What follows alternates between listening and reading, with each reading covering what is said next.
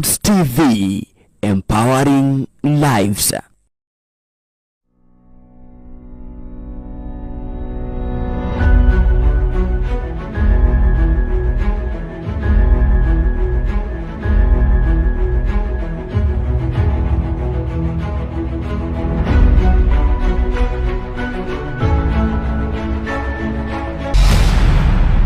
Bethel Clouds TV, empowering lives.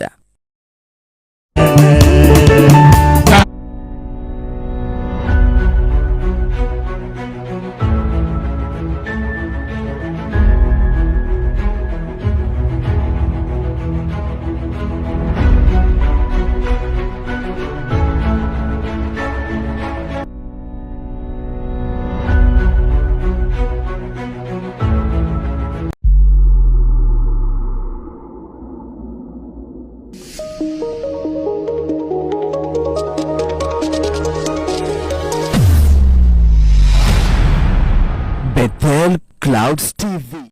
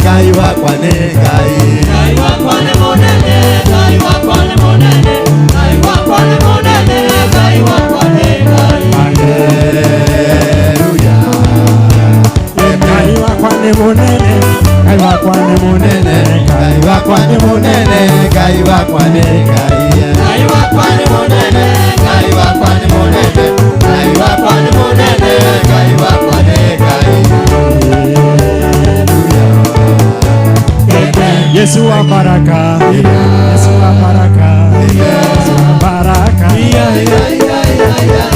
Yesu wa baraka, Yesu wa baraka, Yesu wa baraka, Yesu wa baraka,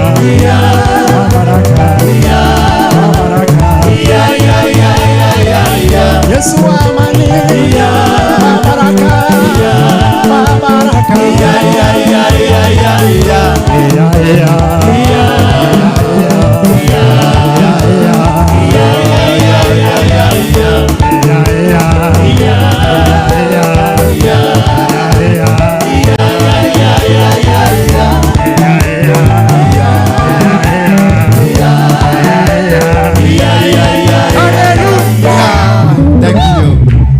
Father, we thank you. Chukua mikono yako, chukua wakati dakika moja mbili.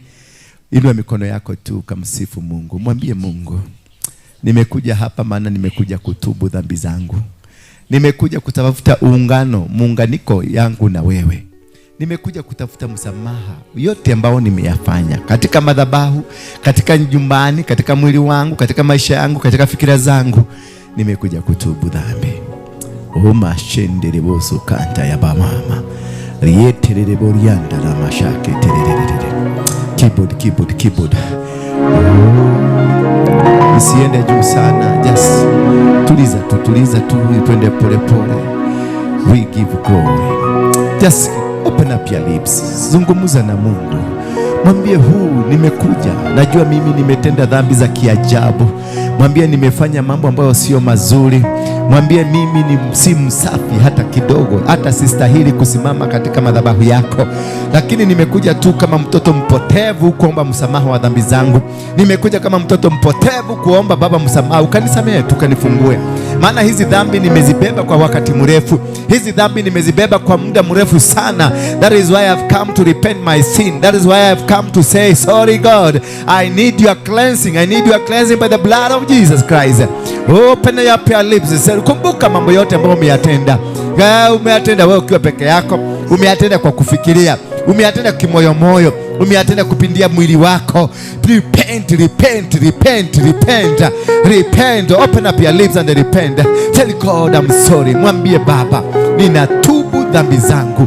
Ninatubu dhambi zangu Baba, nazitubu. Nimekuja kutubu usherati wangu. Nimekuja kutubu usengenyaji wangu. Nimekuja kutubu jinsi nilivyopiganisha watu. Nimekuja kutubu mambo ambayo nimeyafanya ambayo ni maovu. Ndio nimekuja kutubu. Fungua kinywa chako tu. Cheza keyboard.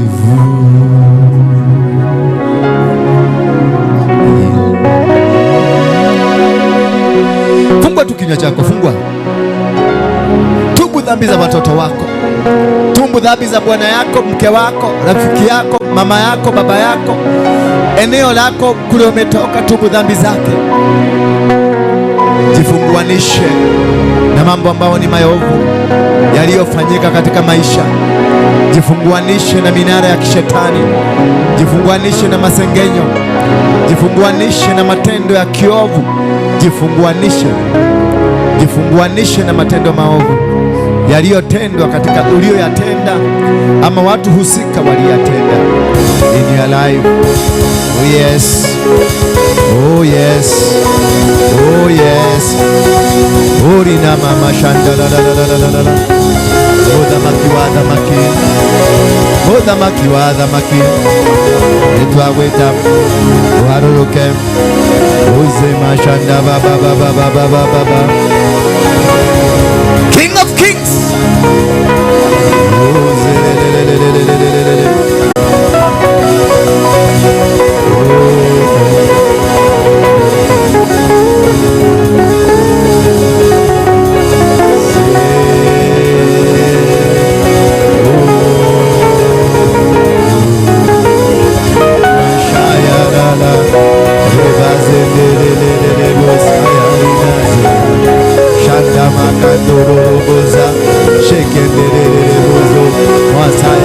makenda yalana riba shende orina mama zekede ori papa mazakateya riba shende oria mama oria shekede riba yamina zekanya muzete amake amoza riba shatolo boza kanta riba shekede teriano mozetia riba sekede yaro remazaya riba sende yarina kendaya zearina mashende robo sekede yara mazaya moshende zekede borianda riba sakandolo bozaya riba shende kedayana namazakate Omozekete ori baba baba zeya mama zakagaya remoshaya bozo kotoria borina zendelelelele.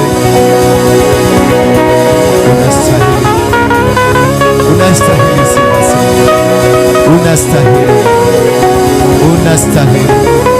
unastahili. Niwagereire kai, niwagereire papa, niwagereire. Wewe kai, wewe mutamaki. Gutire Ngai ũngĩohia na tawe, gutire kĩndũ gĩgũkũ kana gĩkũ igũrũ kĩngĩhiananio nawe. Ũthamaki-inĩ waku nĩkuo tũgũtũũrĩra, nĩguo tũtũũragĩra na nĩkuo tũgũtũũrĩra mĩndĩ na mĩndĩ. Ngai tũgũtũũra tũkũgocaga, tũgũtũũra tũkwambararĩtie, tũgũtũũra tugĩte we nĩwe Ngai. Gutire hingo tũkarũgama na njĩra ĩtagĩrĩire, hĩndĩ ciothe nĩ tũrĩrũgamaga tukathamaka tukauga atĩrĩrĩ, gũtirĩ Ngai ũngĩohia na tawe, na gũtirĩ kĩndũ kĩngĩigananio nawe. We nowe mũthamaki ũrĩa mwega, we nĩwe mũtũteithia, mũtũrathimi, ona mũtũhonokia. Tũhonokie ũmũthĩ Ngai, tũhonokerie bũrũri witũ, tũhonokerie kanitha gaku Ngai. Tũcokanĩrĩrie, tũcokie wendani-inĩ ũrĩa warĩ wa tene, tũcokie Baba tha-inĩ ciaku. Reke tũtuĩke a gwĩtĩkĩrĩka maitho-inĩ maku Ngai, twĩtĩkĩrĩke kĩgongona-inĩ gĩaku Ngai, twĩtĩkĩrĩke njĩra-inĩ ciaku Baba, twĩtĩkĩrĩke.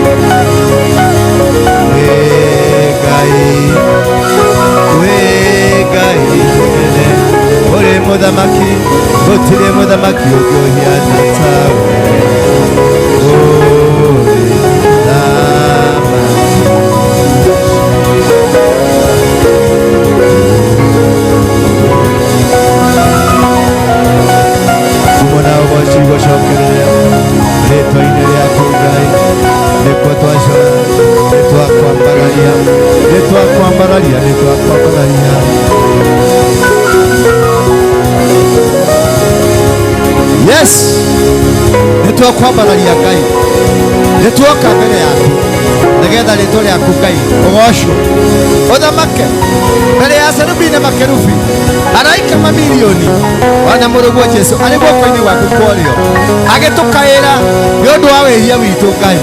Nĩkĩo tuoka, nĩkĩo tũnyihĩte nĩgetha we ũnenehe, tũnyihĩte nĩgetha we ũmenyekane, tũnyihĩte nĩgetha we wonekane.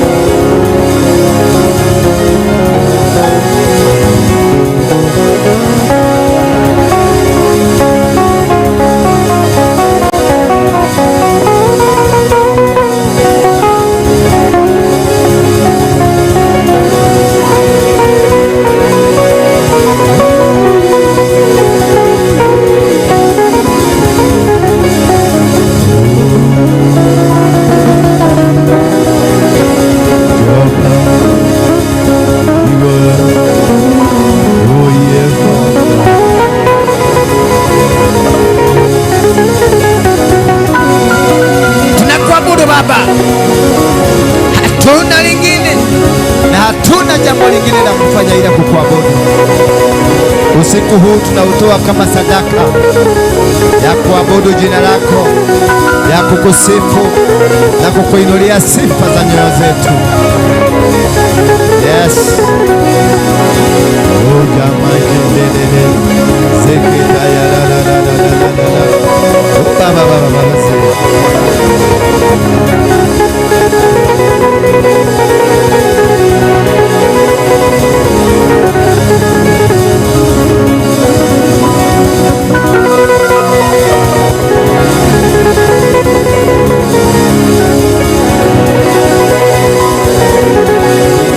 wega inue muthamaki, wega inue mutureithi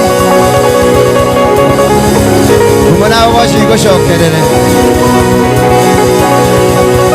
uturi uganitwo, uturi urahitwo, we nowe Ngai. Ithuĩ reke tũnyihe wonenehe, reke twamwo we wonekane.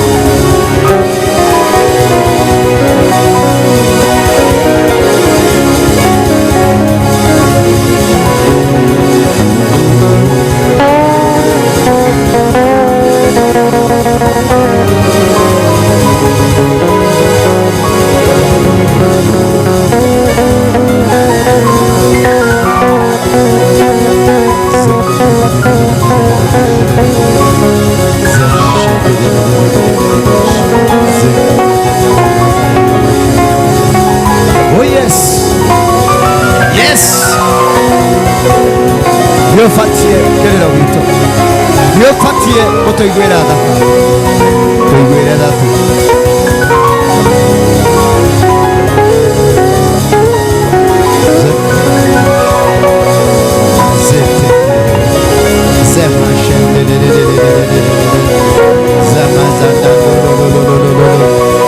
Ngai nĩtwĩtukanĩtie na magongona ma ngai cia geni, tũgetukania na maũndũ matarĩ kĩene, tũkauma mũtaratara-inĩ waku Ngai, tũgetwara mĩtaratara-inĩ itũ. Tũiguĩre tha Ngai, tuhurumie tu. Forgive us, forgive us, forgive us.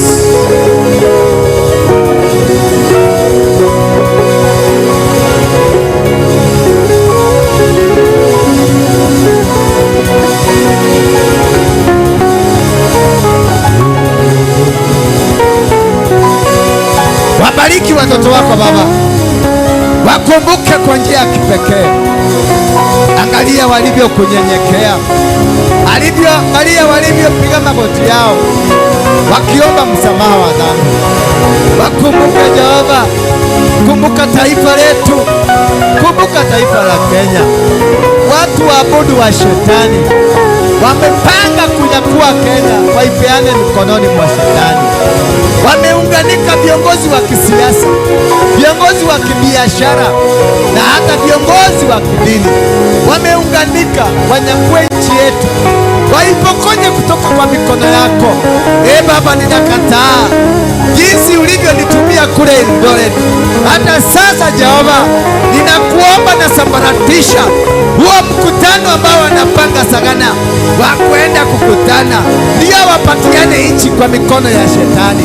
Baba, na kuomba tu wapatie wananchi wa Kenya, wapatie hasira, wakatae maneno ya shetani katika nchi hii.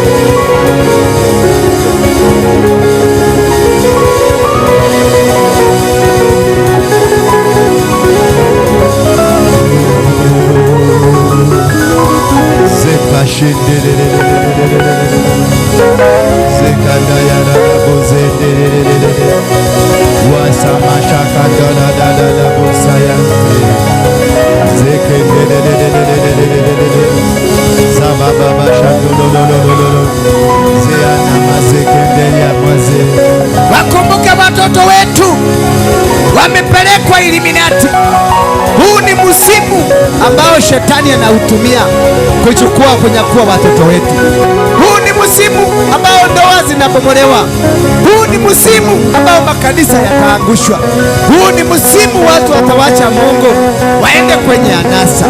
Tunaomba Baba, tunakamata anga ya uchawi, na kamata anga ya Illuminati, na kamata anga ya One World Order, ya Freemason, na kamata anga yao, na sambaratisha kazi zao, na sambaratisha nyota zao, na sambaratisha minara yao, na sambaratisha nguzo zao.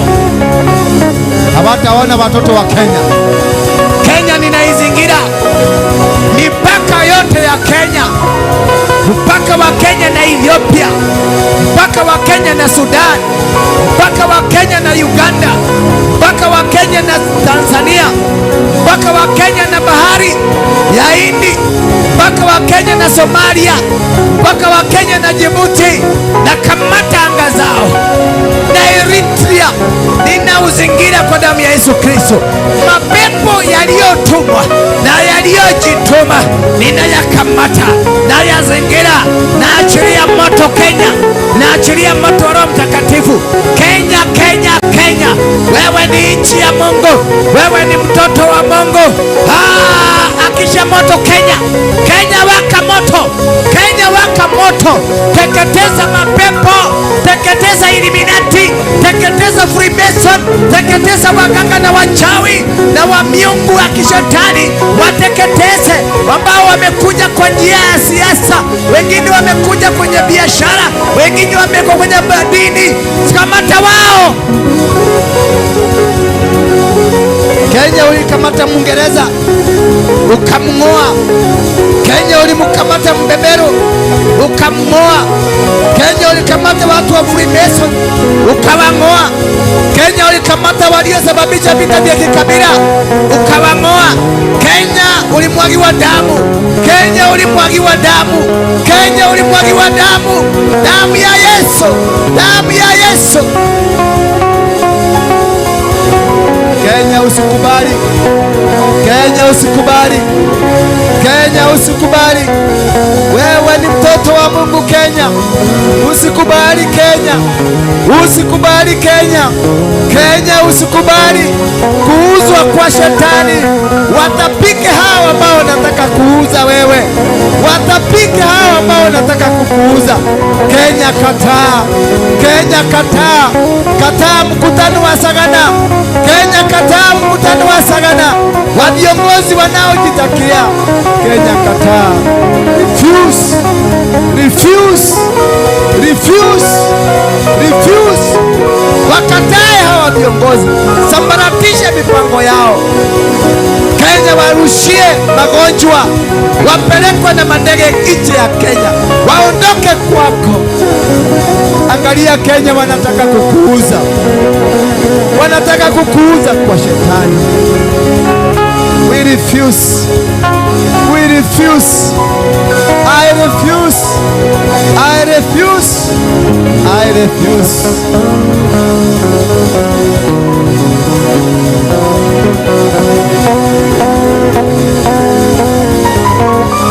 Oh yes. Shakanda Bolina. Yeteleleleleboza. Riamo shanda bariamaza. Imekanda riboria babazeria. Rekendelelelebori moza. Shanda mama mazakandeli lebozeriale. Rozemekendeli bozaya. Rozere moshendele bokaya boriaza. Unastahili. Sifa zetu zote unastahili. Sifa zetu zote unastahili. Sifa zetu zote unastahili. Unastahili. Unastahili.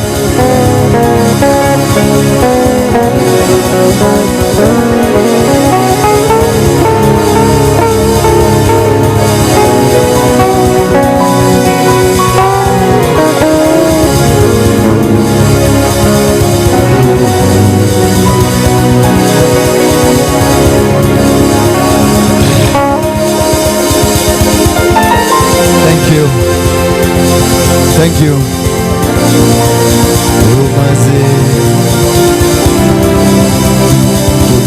Uwepo wako wengi nasi,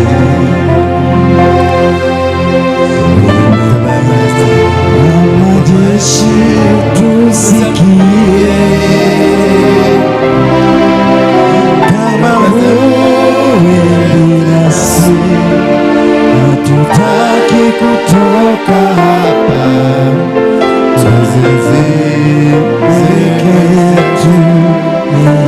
nasi watu wa shingo ngumu, watu wa shingo ngumu, tusamehe, hatufai. Tusimame kwa miguu yetu. Mbele zako turehemu, tusafishe Bwana, tuonyeshe uso wako, twahitaji neema yako, enda nasi, tuwatoa shingo ngumu, tusamehe.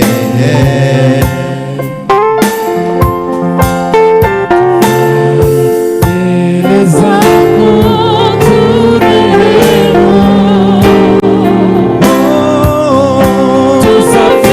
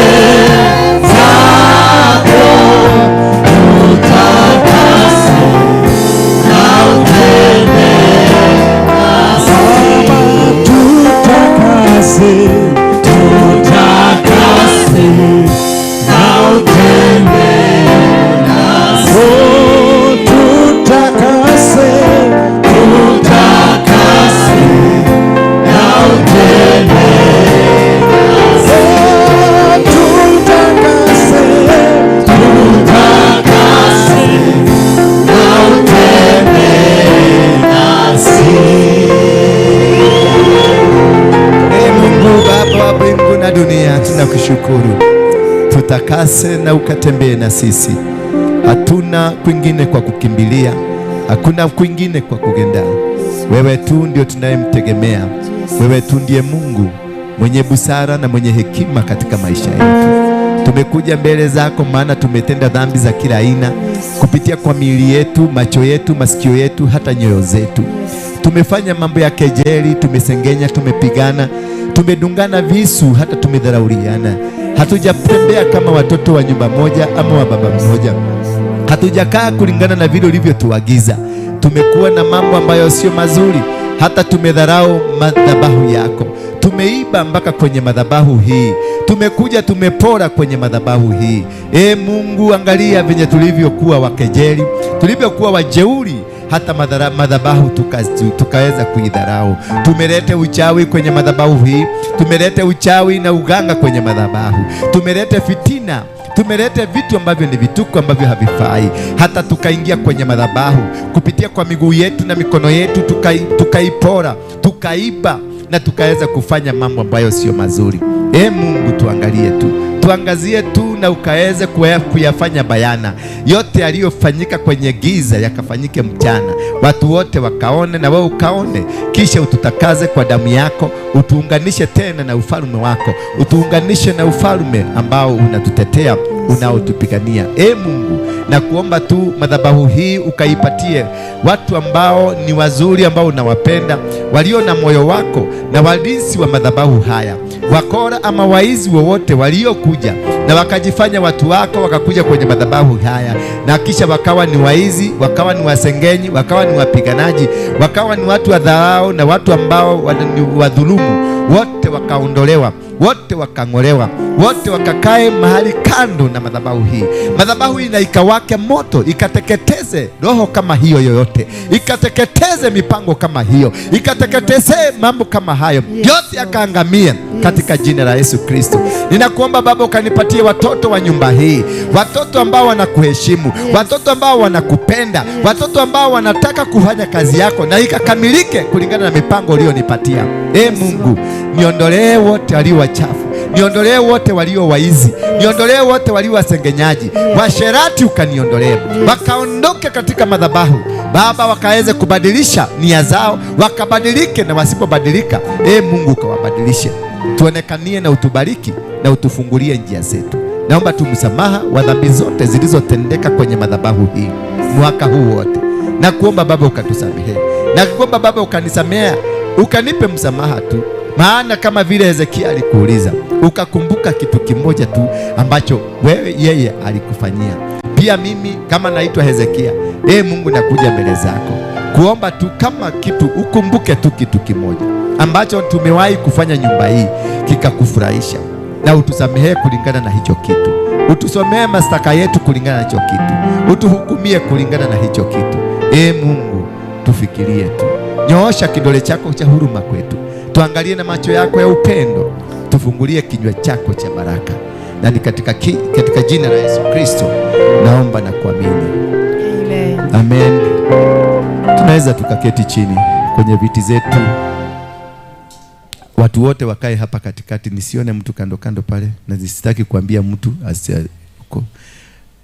Nasema watu wote wakuje hapa, wote hapa katikati, ndio nataka kuwaona leo. Nataka kulaani watu na kubariki watu.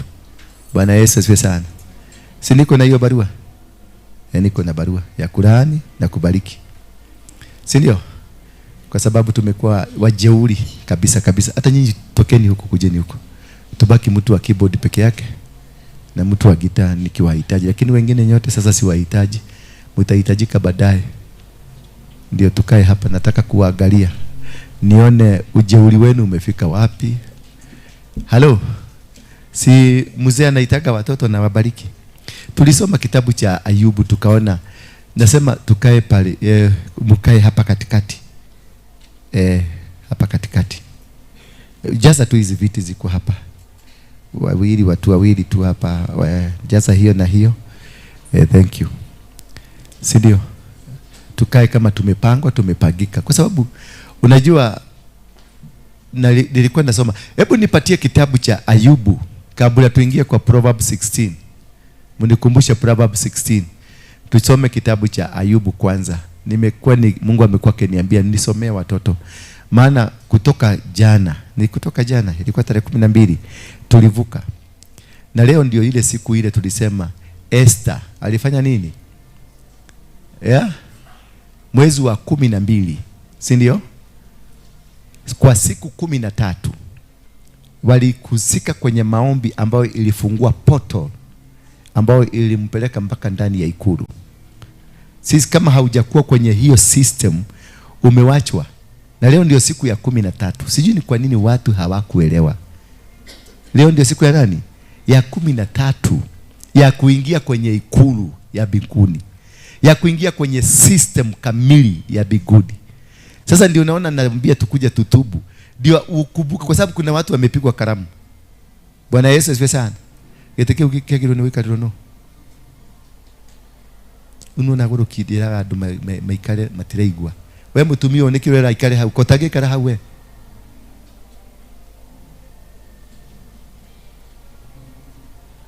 Wewe simuruke hapo mbele. Wewe na nguo hiyo nyekundu yako. Ambia huyu mama akuje hapa mbele. Wewe ndio nazungumza na wewe. Huyu ananiangalia na huyo mwingine aruke hapo mbele. Hapa mwezi kukaa hapa bila mipango, mtakaa kama kwa komanda. Umesikia? Mchezo hiyo ingine yote ilikuwepo imefika mwisho. Wakora nitafukuza live. Hapa nitakusimamisha na kuambia chukua bagi yako nisikuone hapa tena. Noiwa. Ni mrajigwa? Yes. Hivyo ndivyo tutakaa. Sitakubali kukaa na wakora. Mimi hamutanipeleka jehanamu. Ndio ni gai. No, nitengeneza. Unafanya nini huko mama? Huko nyuma? Uko na mtoto? Okay, sawa. Bahati yako. There was a man who lived in the land of Uz. His name was Job. He was tusome pamoja. That's number 1. He did what? That's number 2. He had 4. And he did what? That is the church I want. Hiyo ndio mission. That is our mission and the vision for 2025. Bwana Yesu asifiwe sana. That is our nimewasomea Kioneki, nimeandika Kioneki Kiakwa na demo nene. Hiyo ndio vision. Umesikia Shiko? That is the vision. Na nimemaliza toa hiyo. Hapa ni honest, fearing God, respecting God and doing what is right. If you will not be able to do what is right, no matter who you will be, this is not a church. Muende kwa church. Wakora wote warudishwe ndani ya church. Nimwaigwa? Nyinyi mumehama makanisa mkalete ukora hapa. Murudi wapi? Kule mulitoka. Hapa tuko na Mungu. Hii ni madhabahu. Haiwezi kufika mpaka unakuta mtu anakuja hapa kwenye madhabahu anaiba pesa. Na sasa mnarudi kuwekelea kama mtu kamoja na ni timu. Ni venye huyu mkono imeingia mbele ya wengine. Sasa unakuta wengine wanaanza sasa kusema imeibiwa, lakini wanafanyanga namna gani? Huko hiada mshule. Muku ibado ugu. Huko hehoma itashiana. Nini damu ila inywe. Ati sasa wewe mlikuwa mnaiba na huyu na huyu na huyu. Sasa huyu amewacheza. Amenyakua mbele yenu. Sasa mnalipua. Lakini mchezo ilikuwa yenu nyinyi yo. Na mnafanyanga nyinyi yo. Nyinyi yote. David. Aya meko ibada. Oguo. Eko ibogu. Oguo. Eita. Nona baruni. Etunehetia kodora maitho matha. Tadiweke ithabu umenye mbeca iria urite cia kanitha. Tadiweke niwikite uguo. Tadiweke ithabu kaundu karia wikite guku mwaka ucio weka kakwigisha kigongona giki. Diweke ithabu uhere before 31st. na uke warie unyite microphone kuhera ti guthi kuhera we gatumaine unyite microphone uge ni twanyitanire na mundu kuria sadaka kuia sadaka bahasha haha ndonire ke bahasha kenoru ngicomora ngigikira haha kana ndataririe ugo ngiciikira haha mwathani agoco uguo niguo kuri latini ndirauga ni iguru ria njira ndimwire uguo ito tiukire kuhera ni iguru ria katia gatimu ka mikora ni gatimu kaini anyonia gothe gatimu gake ka mikora iriaga ga steak igatiga mahindi ha riu tucemanagia na mahindi nikio twatura tucamukagia thubu tondu mburi ino irari hinju ndirari na nyama githe koragwo na nyama citoragirwo na haria tukarehero kahindi kaigwa riu ithuĩ na ngirethi witũ rĩ tuturaga tucamukagia thubu na rĩ tukona kaburi kanoru kaburi gakoragwo kari kanoru kariagirwo ha kariagirwo haha riu gagĩũka gũtũkora haria tũmahĩndĩ rĩ no mũtwe tũtũ na mũtwe kwanja nginya mũtwe nĩ mũrute rũrĩmĩ riu athuri makĩrĩa mũtwe rĩ marĩaga mũtwe ũtarĩ kĩ tukero tulia ritho rigakonorwo tukero tulia ritho riu turiaga ritho guku na karo itu turiaga ritho guku na metha guku mitari ino ikorwo irutitwo nyama tukero irari thwariga ndirari mburi nimuranyita atirari ki irari thwariga ndirari mburi nikio karahĩnjĩte kirethi witũ tatigane kuona uria mekuimba mekuimba nda icio ciarĩire na ciana ciao cigũkuo na tukonia. Proverbs 16 naigua mũtikahutia kĩndũ kĩa Ngai rĩngĩ. Niĩ kuma rĩrĩa ndahingũrire kanitha ĩno ndire ndahutĩrĩria sadaka ya kanitha ĩno ona gũtara. Waziri ninyonire waziri huko ushainiambia sabuni pesa ngapi? Hata sitakangi kujua. Hakuna kitu ninaepuka kama hiyo, maana ninajua hiyo sadaka ukegwire. Kuna mtu analetaga sadaka yake ni ukimwi, kuna mtu analetaga sadaka yake ni kansa, kuna mtu analetaga sadaka yake ni umaskini, kuna mtu analetaga sadaka yake ni doa imevujika.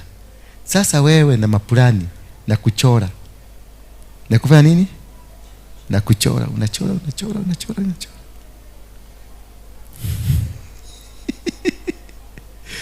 Sasa unafikiri mimi sina haja nayo? Mimi ndio Mungu amenipatia pesa. Did you know I'm rich? Mnajua kama mimi ni tajiri? Si tajiri ya kujisemesha ati ile yenu ya hope. Hapana, si ile yenu ya hope ati I'm rich in the name of Jesus. No, I am rich in the name of me. Ndiaga toirio twakwa ngarema nithia kurima. David kuja kwangu kuta tubusi, niko na tubusi, niko na ng'ombe.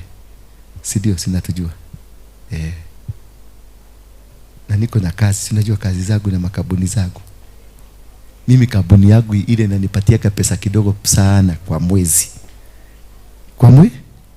Kwa mwezi ile inatangwa returns inanipatia milioni 3. Na niko na kabuni ngapi? 6. Ndio naonanga tukienda kurusedi ni waitisha pesa. Tulitumia pesa ngapi huko Eldoret? Ngapi? Ujui? Wewe ulikuwa unaitisha tu pesa. Tulitumia 1.9 million. 1.9. Niwe ndio wetia mwetagia.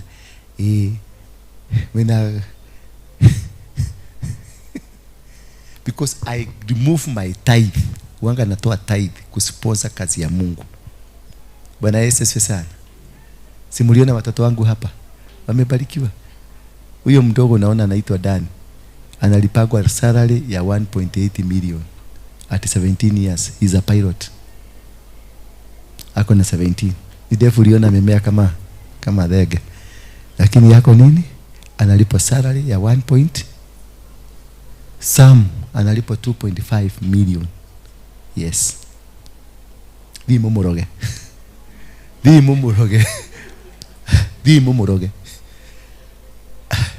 Hakuna kitu mtafanya. Hakuna.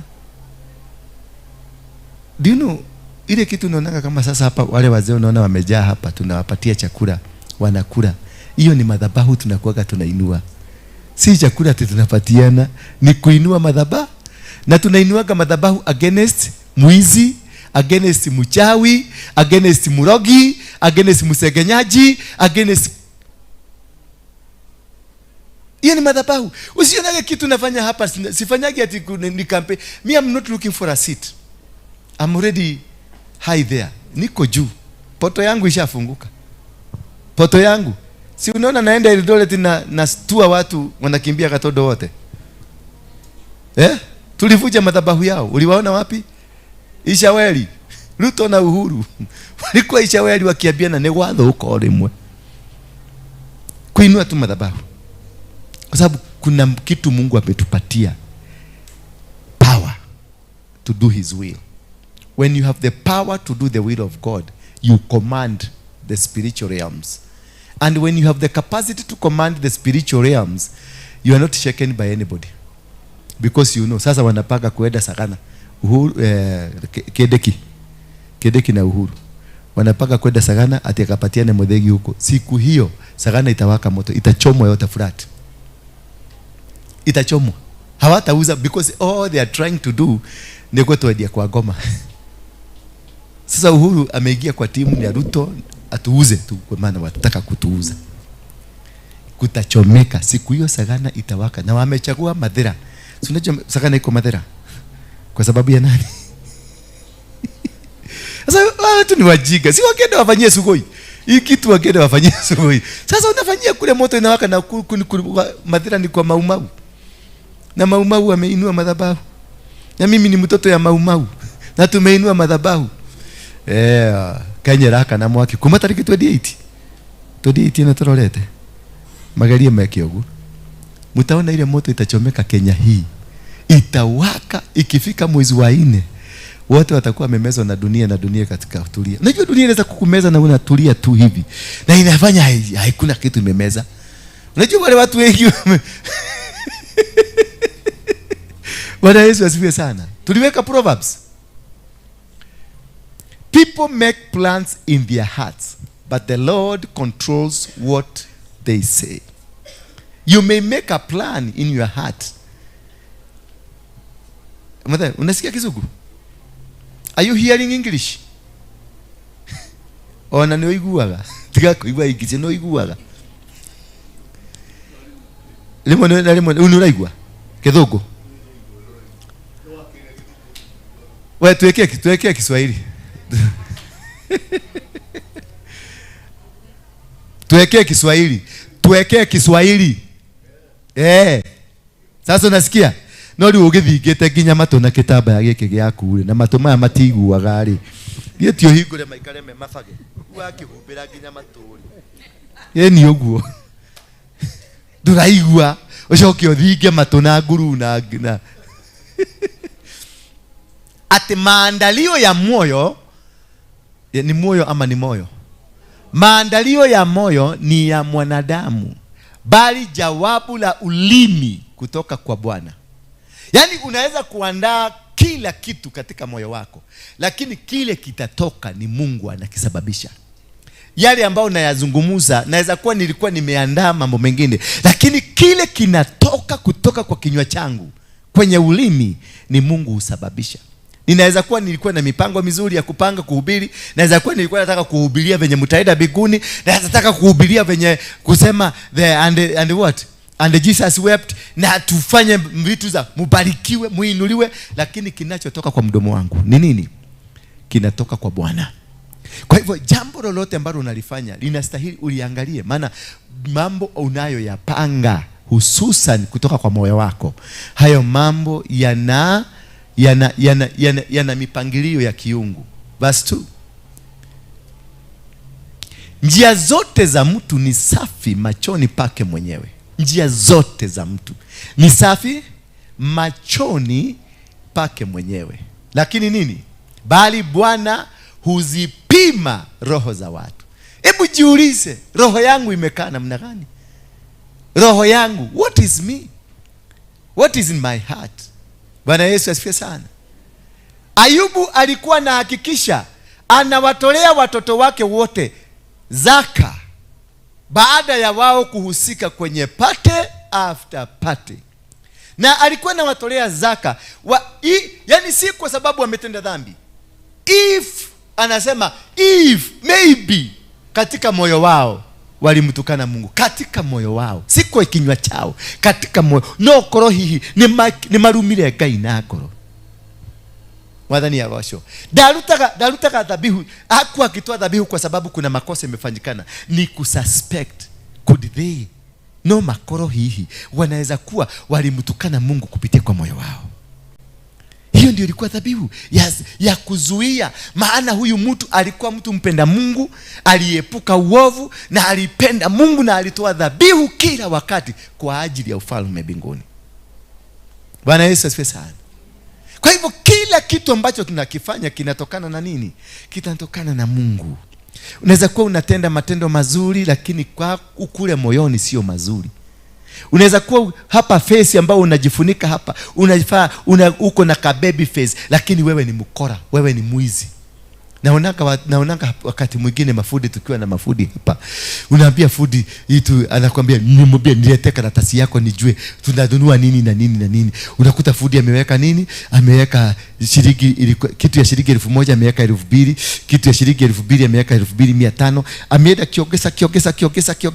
kiongeza. Alafu sasa unamwambia mimi niko na hardware ile nanunuaga, nipatie hiyo yako niende nikanunue. Anakuambia wacha kidogo nifike hapa na kuja. Akifika na huko chini anakuambia nimepata kazi nyingine sitakuja. Maana umekamata yeye, umekamata mipango yote aliyokuwa nayo. Bwana Yesu asifiwe sana. Hivyo hata kanisani kuna mabroka. Halo. Hata hapa kanisani kuko na mabroka ambao wanaendaga wanachora vichoro, wanakuambia hivi ndivyo kulikuwa, lakini ukikuja kufanya uchunguzi unapata mambo ilikuwa tofauti. Alafu hata mimi si mtu ule wa kufanya uchunguzi. Mimi hata ukianza kupanga, ukiinua mguu juu unajua umeinua kwa nini, ukipeleka hii ingine unajua umeinua kwa nini. Kwa hivyo mimi nataka na wewe kama sasa kuja hapa David, sasa twende. Sasa inua hiyo. Akide vinaidanisha na yeye. Ameenda kuiba, tunaenda. Baka ninamsindikiza baka mahali anaenda kuibia, anaiba, nikiwa tena namwambia turudi. Sasa nakuja hapa namwangalia akikula. Namwangalia tu akikula, najua hii laana itakula mpaka mtoto wake. Bwana Yesu asifiwe sana. Usiwahi ingia kanisani ama nyumba ya Mungu uchukue kitu chochote ambacho kimeitanishwa na madhabahu. Hata ukapatiwa contract hapa, ukuje upatiwe kwa contract ati ujenge hii ukuta, usiwahi. Kulikuwa na yule mama alikuwa anaitwa Safira na nani? Na Anania. Nini nilimkula? Kwa sababu ya nini? Because of what? Because of money. Pesa ya madhabahu inakumaliza na inamaliza watoto wako completely.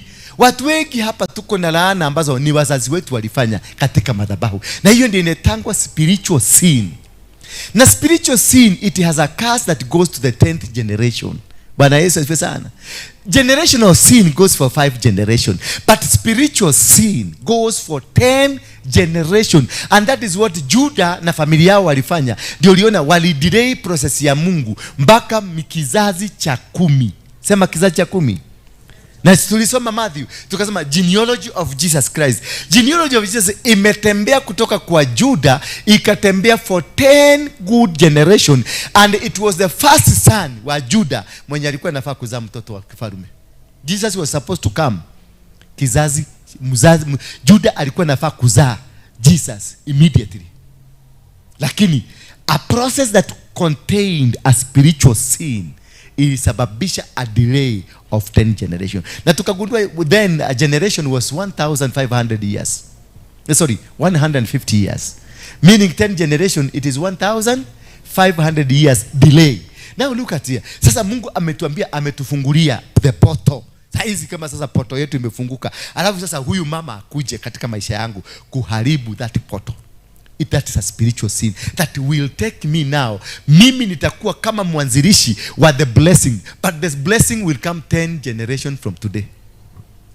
Na generation umesikia ni miaka ngapi? 150.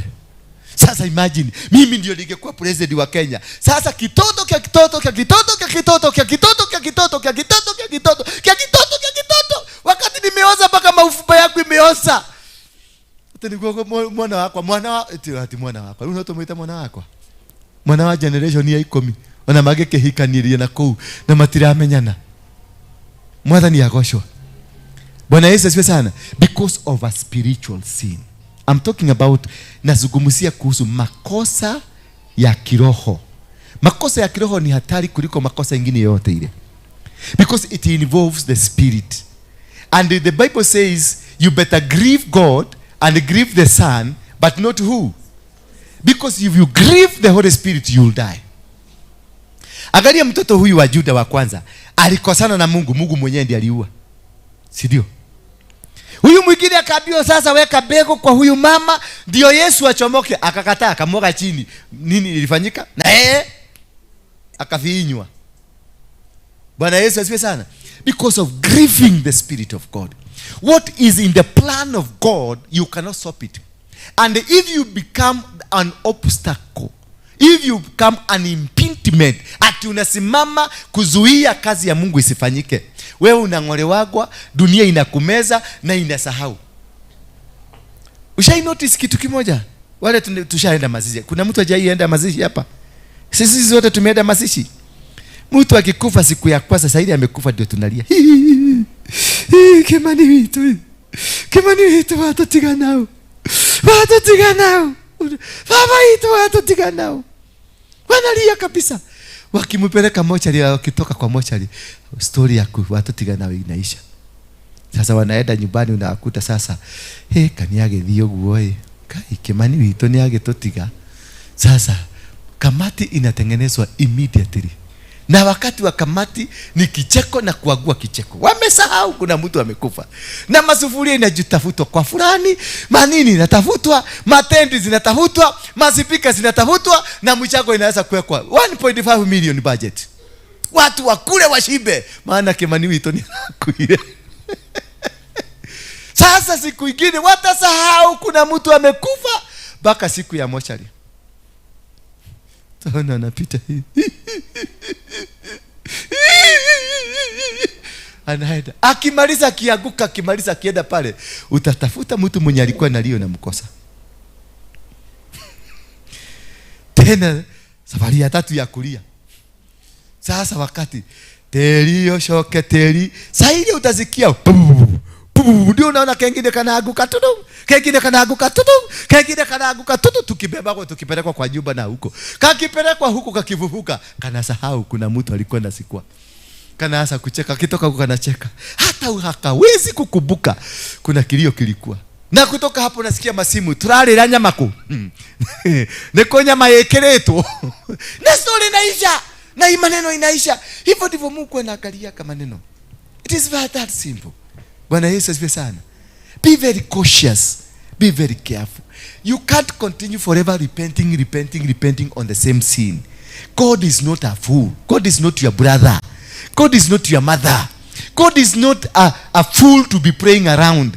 Anatuangalia. Ndio unaona Hezekia alikumbusha Mungu. Akamwambia, kumbuka kitu kimoja ambacho nimewahi kukifanya. Just one thing. Maana alikuwa na record, alikuwa na jua, I have a clean record, but somehow somewhere I could have done something wrong. So that is why he was reminding, because he is not sure. Hizo zingine mingi amefanya kama ni mzuri. He was not sure. So that is why he told God, akampatia wild card, akamwambia, just amongst the many things I've done, just pick one. Bwana Yesu asifiwe sana. So that is the very essence. If you know you are a thief, please ende ukaibe huko nje.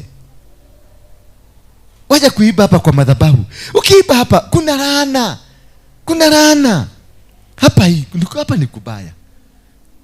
Angalia huyu mama anaitwa nani? Ni Miriam. Sister ya Musa. Alifanyika nini? Kusekenya tu, kuongea baya tu. Kuongea baya kuhusu brother yake. Ate kalio ongehodhirwa ni Ngai. Ilifanyika namna gani? ukoma ili kumkamata. Na ni sister ya mtu ambaye anaongea na Mungu. Bwana Yesu asifiwe sana. It is very cautious for you because mumezoea madhabahu. Maana mumekuwa waizi wherever mumetoka huko. Mumekuwa waizi. Na sio kuiba tu hapa. Hata kuja hapa kufanya vituko. Hiyo ni wizi. Avoid it as much as you can. Because whatever you are doing, you may not harvest it now, but your children will do a harvest. Don't make the children suffer because of your stupidity. Don't make your grandchildren, because others are facing consequences not because that our father did, but because our grandfather. Gakinyeria waganu wa maithe ginya ruciaro rwake rwakana na rwagatano. So kuna watu tunasafa saizi, not because of our father, not because of our grandfather, not because of our great grandfather, but because of our great grandfather. That is why you are facing these challenges. That is why maisha yamekuwa ngumu. Pesa upati, au marriage hakuna. Mimi kwanza nimechunguza, nimekuja kujua I am suffering. Ninasafa, marriage yangu inasafa kwa sababu ya si guka huyu wa hapa karibu, na si guka huyo, na si guka huyo ule mwingine. Sangalia mimi. Zahimi inasafa. Na kiguka hicho kimeoza. Hata mifupa yake imeoza. Kikualekea mudu. Yule ni ndare hamehia Maria kile. Imagine you walk there then ni odu amudu generation 5 generations away from you. Sasa garia murigo ryo gutigira ciana ciaku makariaga thina ni odu waku. Just put yourself in that shoe. Look at how you are struggling now. And then you leave a generation, 5th generation from today, to suffer because of what you did. Why can't you have mercy? Just have mercy on the generation because they are innocent. And you have put them, utakuwa umeweka kwenye mnara wa kutembea kwenye shida forever. Because kolofi yako ujinga tu. Bwana Yesu asifiwe sana. Just rectify, change. Kata the umbilical cord. Yes, your grandfather did it. Yes, your great grandfather did it. Yes, your father did it. But you can be able to change the pattern. You can be able to stop what happened. Una uwezo wa kusimamisha. Muthi ni uragenia muno muthe. Umuthi ni uragenia. Urashuka. Roho shu wago shuka. Uthie pio. Hallelujah. Amen. Unasikiliza? Yes, amen. Bana no kurashuka kana ndu waguka. Uyo. Mundu ina miaka 500 wakuire. 500 years no utumaga shuke hihi. Tondu nake ni ashukaga. Ali agoja goto. So it is very important for us to understand this situation. Just look at yourself. Look at yourself. Look at what you are doing today. Look at what is your position. Bwana Yesu asifiwe sana. Wirore dhaishi. Niki, what pattern are you forming now? What kind of a pattern? Neka pattern kari kuratho de kari. Shana cia kucigatura ati. Do you have a baby? Ni uri mwana? Yes, ni uri mwana. Yes, ni uri mwana. Yes, ni uri mwana. Mwana ucio ri wa mufangira mufango riku. Mwana ucio wendete muno etaga my baby. Ndiraigwa, yani I am missing my baby. I want to go home to see my baby. Ndirenda gucererwo atatirigire kurianira ciana ciakwa. Tawe uri ati urafangira ciana ciaku atia? What is the future? What spiritual future are you planning for your children? Whatever you are doing now, it will replicate into them. It will appear into them. Ciana ciaku no igekwo kiundu kiureka. Ciana ciaku no igasafa. They will suffer kiundu kiureka. Hiyo masengenyo, hizo vitu unafanya saizi, it will reappear into your children and your children. Why let your children suffer? Why can't you set a generation? You set it free. Kumbuka Timothy, Paulo alimwambia ati shosho yako Lois alikuwa na faith kama hii. Hata mama yako alikuwa na faith kama hii. Hata wewe ninakuona uko na faith. Look at that good story. A good story katamu.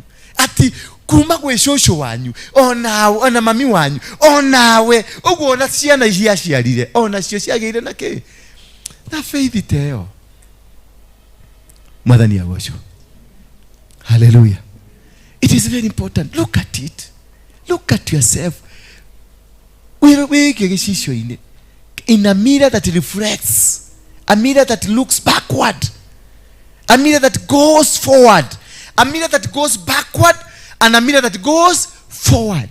Ujione pale mbele na ujione kule nyuma umetoka. Ujiulize, what kind of a story? Yes, nimetoka, nimekuta wazazi wangu aciari aitore ni mahetirie. Ni kitabu gani hiyo? Ni Yeremia ama ni kitabu gani? Aciari aitore ni mahetirie na leo matiriho. Ni kitabu gani hiyo? Lamentation 5:7. Hebu tupatie Lamentation 5:7. Alafu tutarudi kwa Proverbs.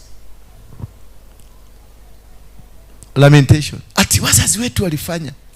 We are facing challenges not because we deserve to face these challenges. Angalia wana wa Israeli. Waliteseka kwenye jangwa because of a mistake that was done by their great people. Ambao walikuwa nyuma. Baba zetu walitenda dhambi hata hawako.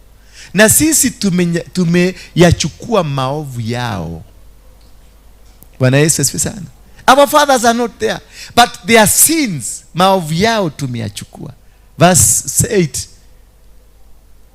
Watumwa wanatutawala, hakuna mtu wa kutuokoa na mikono yao. You are suffering because of your father. You are suffering because of your grandfather. You are suffering because of your great grandfather. Umenyeka mato mateka otwekete gopo ni undu wa ciari acio.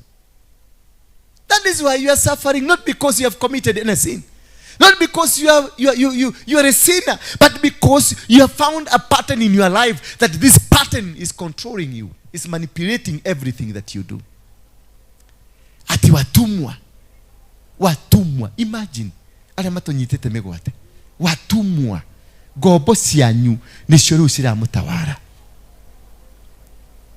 Watumwa, ni imagine kama ndukarega kureithia kwanyu ni koru kamuikaririe tondu baba wanyu ni athire agigatigira mugunda agikiateka na nyu mugithie kuhura pate to pate pate after pate agitiga kamundu kau kekiateka gakioya taito gakimecenjia agikarira mugunda wanyu.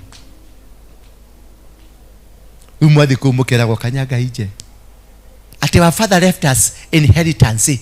It is the inheritance of father. Akakulia what?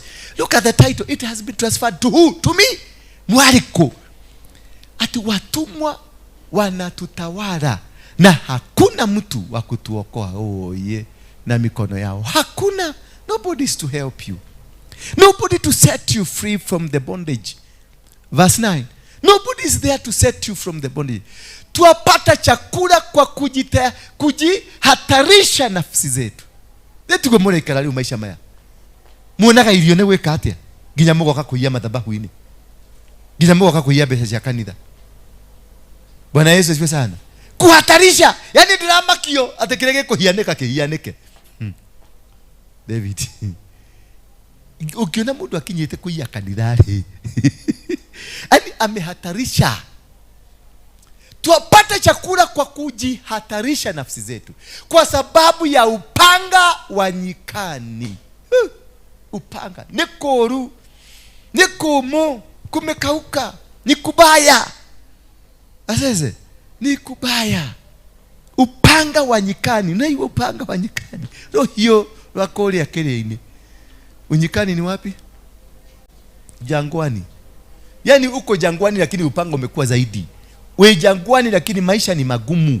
Maisha ni magumu. Bwana Yesu asifiwe sana. Hallelujah. That is why you are facing every form of a challenge. We nyikani uko kwenye nyika ukitezeka. Upanga. Nobody is there to help you. Nobody is there to guide you. Because makosa ambayo imekukamata mikono na miguu ni ya baba yako. Makosa ambayo imekukamata miguu na mikono na kichwa na kila kitu, umefungwa kutoka kichwa mpaka chini, ni babu yako. What you are facing is your great grandfather. That is who is causing you to suffer. Now look at yourself. Now again wewe badala ya kurekebisha una transfer kwa watoto wengine, another generation, another some mnaenda another 10 generation. Just you transfer. Todo you came here ukile huko ikamorogi, ati unakujaga hapa umebeba hilisi kufuga watu, kuzuia watu, kufanya nini? You don't do that. Let us be a generation that is willing to change the direction. Change the direction. Mimi, I decided to change the direction of our family. Bwana Yesu asifiwe sana. I chose to change the direction of our family. Our family was that family that was not good. Yes, they fought for the freedom of this nation, but they committed a lot of atrocities that I found myself doing the same atrocities until I went back to God. Na nikaambia Mungu, kutoka leo nimekata kitovu ambacho kilikuwa kimenishikanisha na kizazi chetu, na kutoka sasa mimi nimetengeneza kizazi kipya ambacho kitasimamisha uwepo wa Mungu katika dunia hii. I'm going to preach to the world until the world hears me. Because I know I don't belong to my grandfather. I know I don't belong to my mother nor my father. I know I don't belong to the generation. I know I belong to a new generation. A generation that is focused to preach the word of God, to teach the word of God in truth and genuinity. That is what I decided. Nie na nyumba yako. Bwana Yesu asifiwe sana. Nie na ke na nyumba yako. Kama nani alisema hivyo? Ni Joshua. Joshua akirugama na iguru akiuga,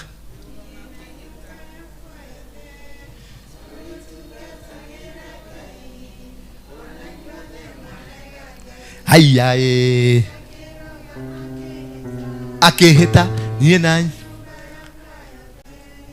tore tukatagira Ngai ona inyu ona inyuothe mwarega Ngai. Nick alikata, Joshua alikata laana za visasi, akakata generational curses, akakata any linkage from their family. Akajua nyinyi familia yetu hamkuwa mkisafu Mungu, nyinyi familia yetu you never served God the right way, but from me and me, nie na nyumba yako, yani mimi na mke wangu na watoto wangu, mimi kutoka sasa nitamfuata Mungu na nitamtukatera Mungu. Ani ona mwarega Ngai ukai muye fiyo, ona mwarega Ngai ni no gutukatira Ngai. Hiyo ndio kitu nimeambia Mungu. Niliambia Mungu nifunguanishe na kitu chochote ambacho kinaweza kunizuia kukuona. Nitoanishe na rafiki yote mwenye anaweza kunizuia nisifanye kazi yako jinsi unavyotaka. Niondolee mtu yoyote katika nyumba hii. And this is a prayer I'm making to God, that he remove any person from this church who does not belong to this mission. If you are not correct and straightforward, God, I desire, I pray God, remove them for me. I know they are your children. I know they are your people, ni watu wako. Lakini sitakubali kutembea na wao kama wataniondoa kwako. Niondolewe maadui wa kanisa hii. Maadui sio wale wanakuja kukupiga. Maadui ni hawa wanakuja wanaiba pesa ya kanisa. Wanatoa hapa, wanachukua hapa. Yana tole dhani ukoya haho ugathi ugekira mondo. Ugathi ugasikeka. Munyitanire mwega kuruvuka andu tatano. Na niguo mwekaga. Riu reta nene akuhiokio. You see? And I'm just trying to pick up one. See migi one. You see what kind of a curse that you have released to your children? What kind of a curse? Nikio ciana ciaku citekuma thibitari, nikio ciana ciaku itekuma itekwaga kuigatwo thukuru, nikio ciana ciaku we na ciana ciaku mugutura na mirimu ona mwathi thibitari mugakora hatire murimu no mumo muci mukarwara. Bwana Yesu asifiwe sana. That there will be no favor, there will be no anything, no luck. Hakuna mahali utaenda upate mlango inafunguka. Milango yako utakuta yote imefungwa. Kwa nini? Kwa sababu ulijifungia mlango kupitia kwa madhabahu. Bwana Yesu asifiwe sana. Anania na huyu mama kama wangeelewa siri, ni nani alitangulia kukufa? Ni mzee. Na mama kama angejua mzee ameenda kwa sababu ya the same mistake, akirekebisha. Bwana Yesu asifiwe. Kama ungejua baba yako alikuanga mwizi, kama ungejua mama shosho yako alikuanga mwizi, kama ungejua guka yako ama guka wa guka alikuanga mwizi, ungekata hiyo kitu. Ujue guka yako venye alikufa na umaskini mwingi. Look at how your grandfather died.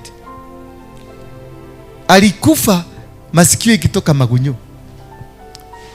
Bwana Yesu asifiwe sana. Alikufa kwa mateso, alikufa kwa magonjwa, alikufa kwa laana, alikufa akiwa mpweke.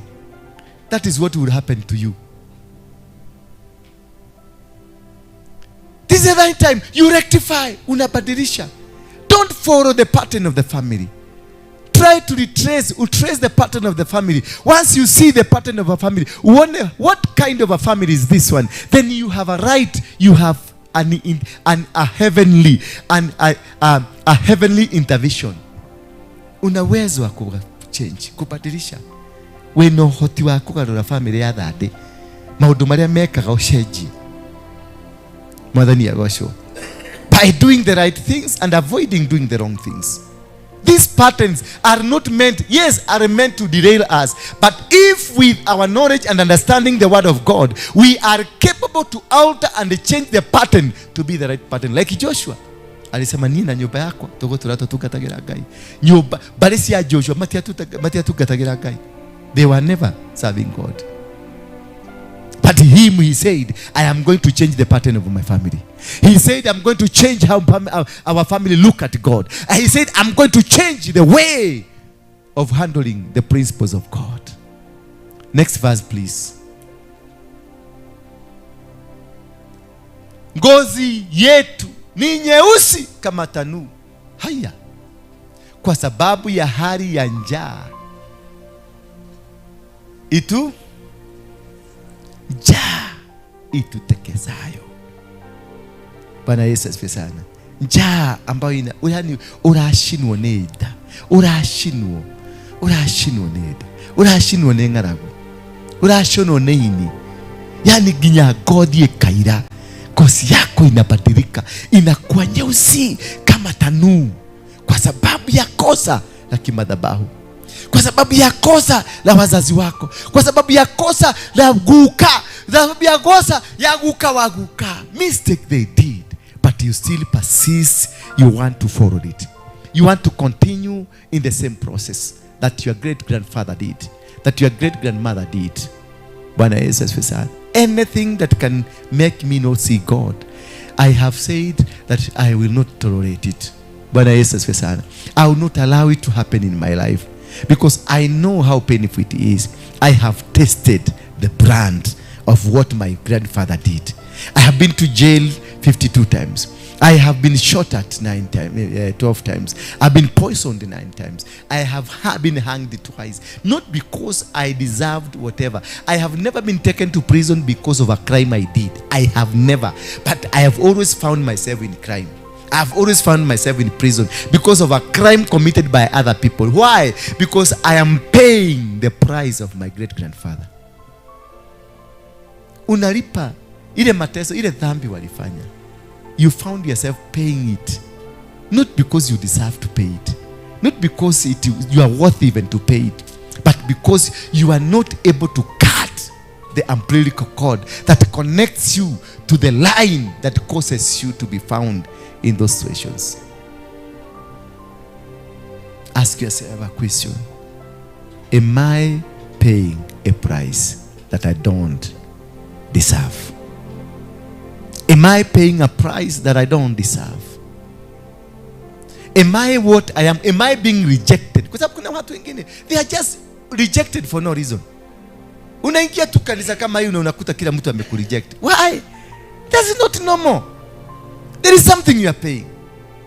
Maybe you, maybe your father, maybe your grandfather, or your grandmother, maybe a generational rejection.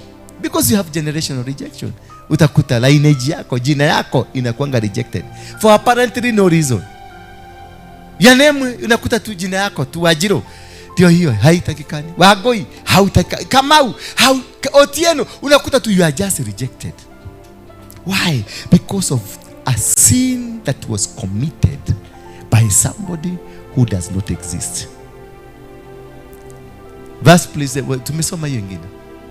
Give us the next verse before we go back to Proverbs. Wamarwa, give us the next verse. Ilimalizika. Sikiliza sasa hapa. Huwatia jeuri wanawake katika Sayuni. na mabikira katika miji ya Yuda. Halo. Huwatia jeuri wanawake katika Sayuni.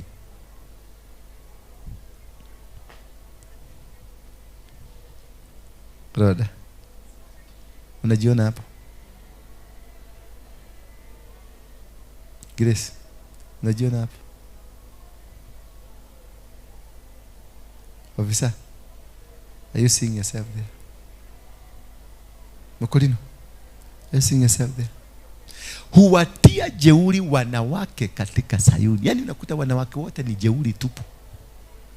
Kwanza ukiokoka, Mungu akupatie kipawa kidogo kuwe nabii prophetess. Divorce inaingia automatically. Ukinuliwa kidogo kuwe pastor mwenye ako na sauti kidogo. Una muzika diti gotwara na Ayubu akereda. Unajitenganisha. Unakuwa jeuri. Na mabikira wote katika mji wa Yuda, wote mabikira hakuna. Halo. Bwana Yesu asifiwe sana. Tuende verse 12 tusielaborate hiyo sana. Inaonekana kuna watu wanaumia. Wakuu.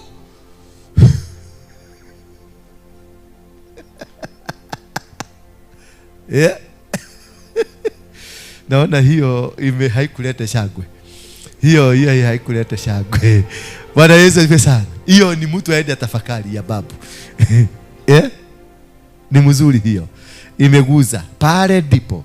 Ujeuri ule kwa hii nyumba ni mkubwa sana, na ndio tumeuona hapa. Wakuu hutufanya nini? Hutungikwa kwa mikono yao. Nyuso za wazee hazipewi heshima. Haleluya. Nyuso za wazee, wakuu wametungikwa kwa mikono yao. Wakuu wananyararwa. Ndio nakuta hapa mapinduzi inakuja hapa. Hata si unaona juzi tu wiki hiyo ilipita mapinduzi ilikuwa imefanyika. Mlijua? Daudi ndiye amenyadhiri kalilale garole huko. Ulikuwa unajua? Ilikuwa imepinduliwa, serikali ilikuwa imeenda. Ni Mungu tu aliturudishia. Ni vile tunapenda Mungu. Ni vile wale watu waliokoka ile tukarudishwa. Ilikuwa ishaenda. Lakini sina amenyadhiri kalilale ndio. Ilikuwa ishaenda. Hapa tulikuwa tumeambiwa tutakuja kukaa chini tuhubiriwe ama tuende kanisa ingine. Benina, unaniangalia na macho ya huruma kwa nini? Ni kama kuna kitu baya umefanya. Bwana Yesu asifiwe sana. Eti wakuu hutungikwa kwa mikono yao, nao wazee wamenyimwa heshima. Bwana Yesu asifiwe sana. Hello. Verse 13. Vijana huyachukua mawe ya kusagia, na watoto hujikua chini ya kuni. Yaani vijana mara kuidio mahiga malitu. Uliona vijana kule Eldoret? Unaona vijana wa hapa? Angalia, huyu ni kijana mdogo sana na analala. Ni ile kazi amefanya, si kupenda kwake. Ati dake utaleketali umekula? Umekula sapa? Angalia. Tayari. Dera kana mwaki muhire joka ginya ni neganire. Sindo joka shiraruwa kuria bara shiraguthana guti. Sigecaria kindu na rege ni kweruruka gucia sigecia hakanya mugaikuruka sikaja kungangana sikakora ni riera rioka sigathamia kanua uguo sikamuruma mara riu mara make mara ekuhuta ulia sense ha ule na ngaraguo nake. Bwana Yesu asifiwe sana. We are facing these challenges. Our young are facing challenges, are facing difficulties. Nao vijana watoto wanabebeshwa kuni. Na Kikuyu inasema anasheshi anana kukuidia ikuidagio go. Si unakuta vijana wachokora sasa ndio wanathukuma. Wanauza machuma, wanaokota tuchuma wanaweza kuuza ndio wapatie mama yao chakula. Tukute kule kwa barabara Ngong Road huko tukiomba pesa ndio wapelekee mama yao. Maana mama yao alimwambia nendeni mkatafute chakula mkuje. Bila chakula msirudi hapa. Lazima akakuja katuuzie.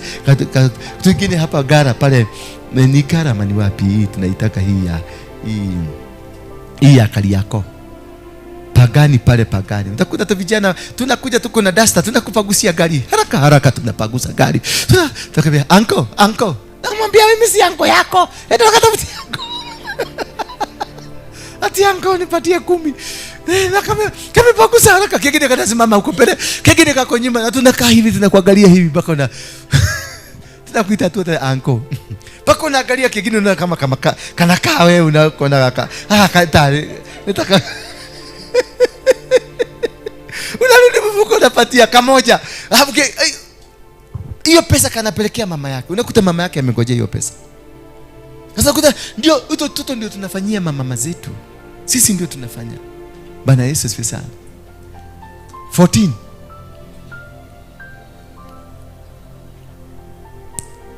Wazee wameacha kwenda langoni na vijana kwenda ngomani. Sijui kama mnaelewa hiyo. Athuri ni matigire guthie foi-ini. Yani athuri ni maumire kirira-ini. Nacio anao anake ni matigire guthie irugo-ini. Kirugo-ini niku? Kirugo-ini ni kuria anake mathiaga gutarirwo. Halo. Niko wetagwo kirugo-ini. Ni matigire guthie. No negereria kane. Negereria mutoko. Kanuthu kune kwa nake mathire. Na wathuri ni matigire guthie ke? Foi-ini. Matigire miaki. Kule mataragira ciana ciao. Why? Because of spiritual sin. Because of mistakes that were committed by their fathers.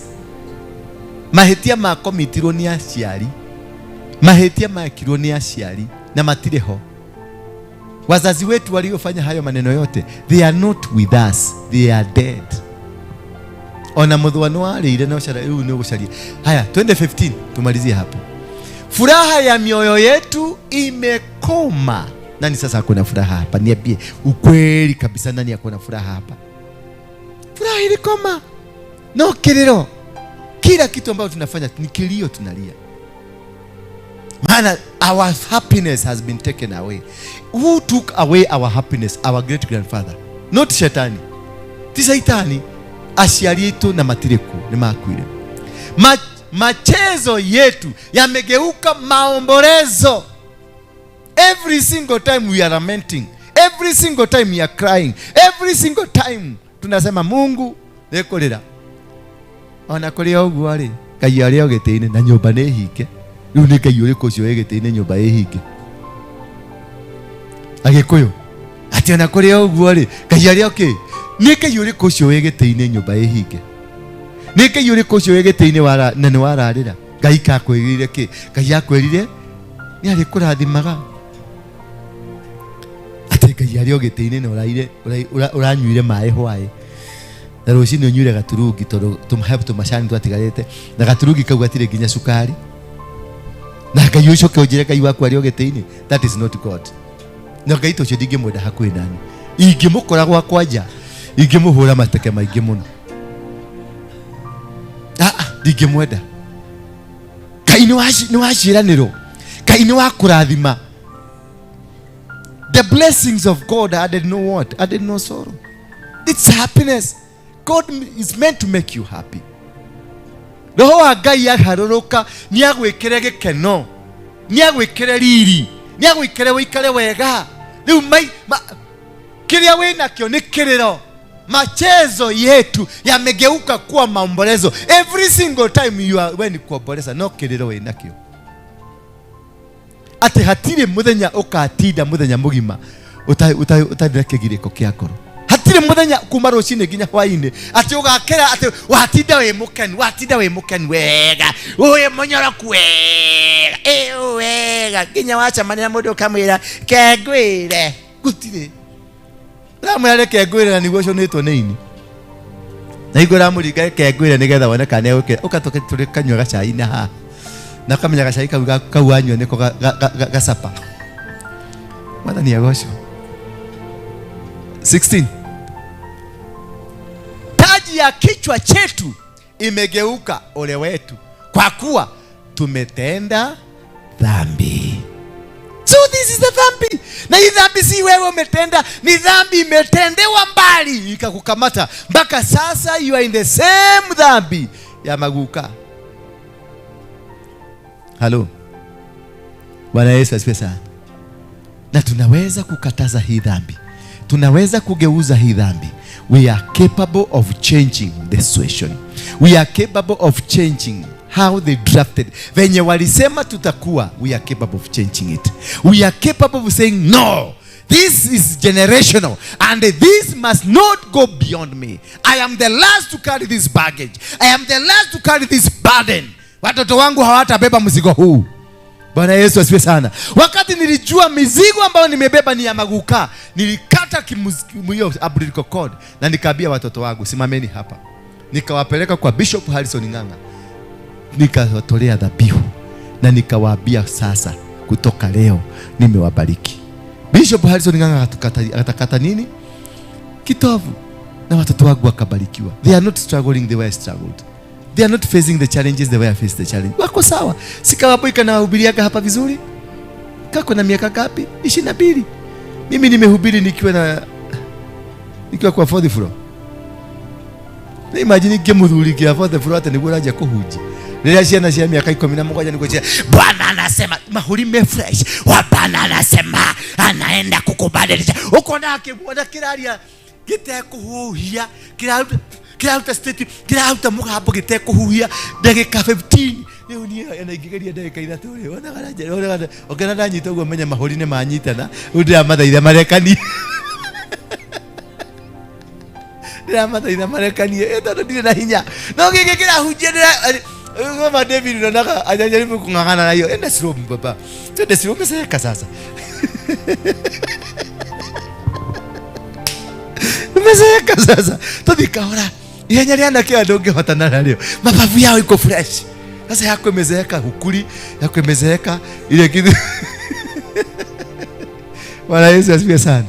Twende tu pole no tugukinya haria Ngai agotuteithiri tunyite itemi twarikia ri tugatigera icinge cithie na mbere kana tigo ngire thitu. Yes, Bwana Yesu asifiwe sana. So tunasema taji ya kichwa chetu imeanguka. Lili wa nyundo linaguo. You have no glory in your head. Faces zenu zinakaa hata mmejaribu kujifaka mafuta ile inaitwa tajiri na ile ya kukamua ng'ombe. Muone kama mtanyoroka kama nyodo ya ng'ombe. Lakini bado unajipaka lakini unakaa kama umetoka kwa jivu. Told you have no glory. You got no glory at all. Bwana Yesu asifiwe sana. Nani hana mafuta ya kukamua kwa nyumba? Mwene hana mafuta ya kukama kwa nyumba. Haya. Sasa tuinue mkono. Wagapi wako na ng'ombe?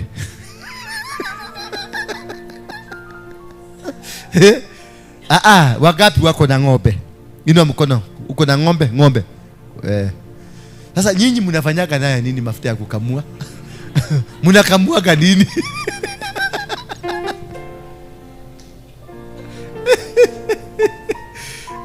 Ndio kampuni ya kutengeneza mafuta ya ng'ombe imetajirika siku hizi sana because kuna an alternative measure. Bwana Yesu asifiwe sana. Kwa hivyo taji imeondoka. The glory of God is no longer with us. We are just there. Tunakuja kanisa sasa, tuko hapa, lakini tukitoka hapa ni masegenyo. Tukitoka hapa kuduka na kisu. Tukitoka hapa nani alifanya? Tukitoka hapa nani alifanya? Tukitoka hapa nani alifanya? Oh my said. Ole wetu kwa kuwa tumetenda dhambi. The reason for this taji kuondoka is because tumetenda nini? Tumetenda dhambi. 17. Hii inaonekana nitaenda nikisema tuko karibu kumaliza. Kwa sababu hiyo mioyo yetu imezimia kwa ajili ya hayo macho yetu hayaoni vema. Angalia yule sasa, muulize amevaa glasses. Mwambaye hale abia Karo. Tusome pale.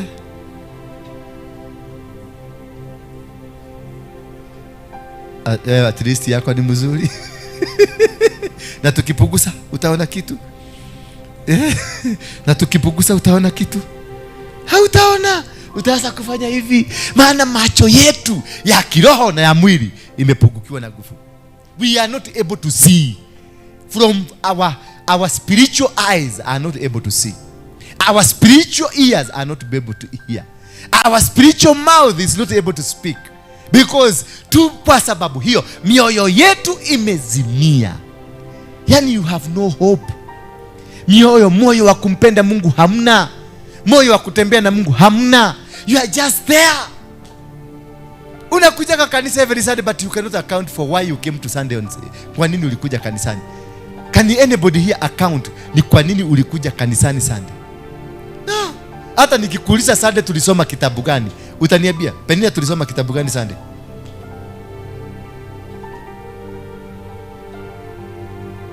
Tulisoma kitabu gani Sunday? Tulisoma kitabu gani Sunday? Exodus gapi? Acha kusoma. Karo tulisoma kitabu gani Sunday?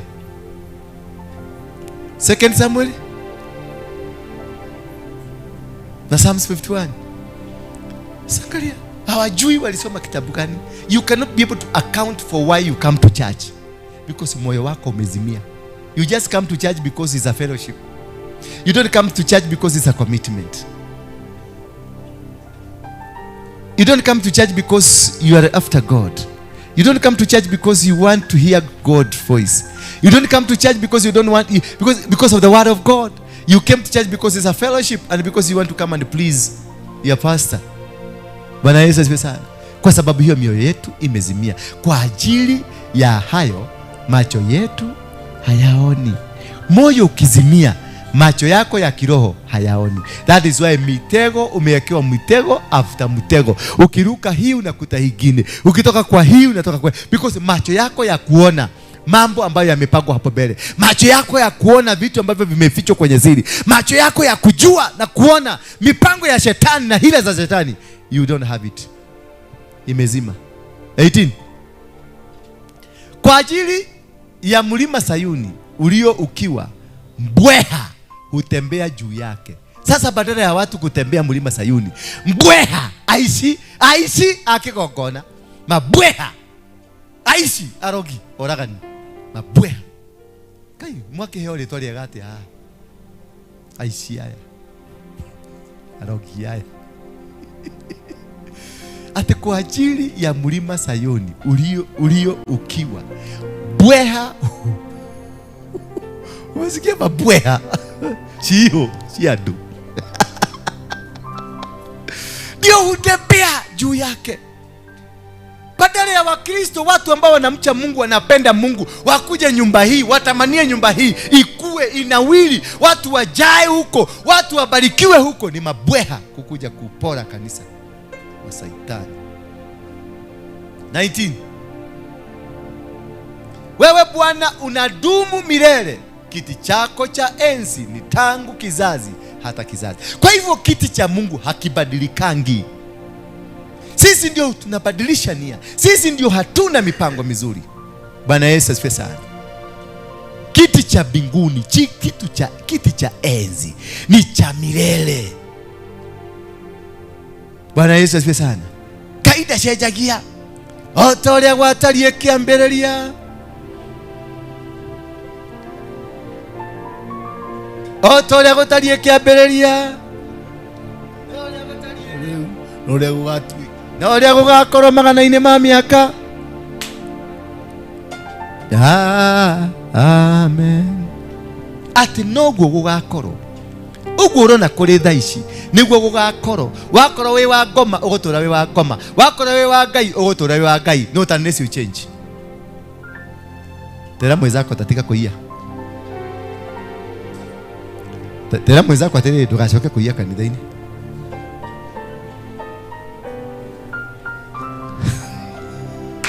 No amona, no akimaigua.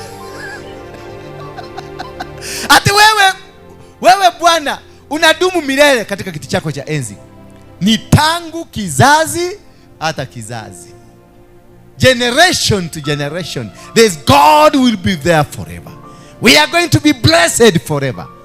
But if only you change, if only you become that vessel that is usable. Verse 20.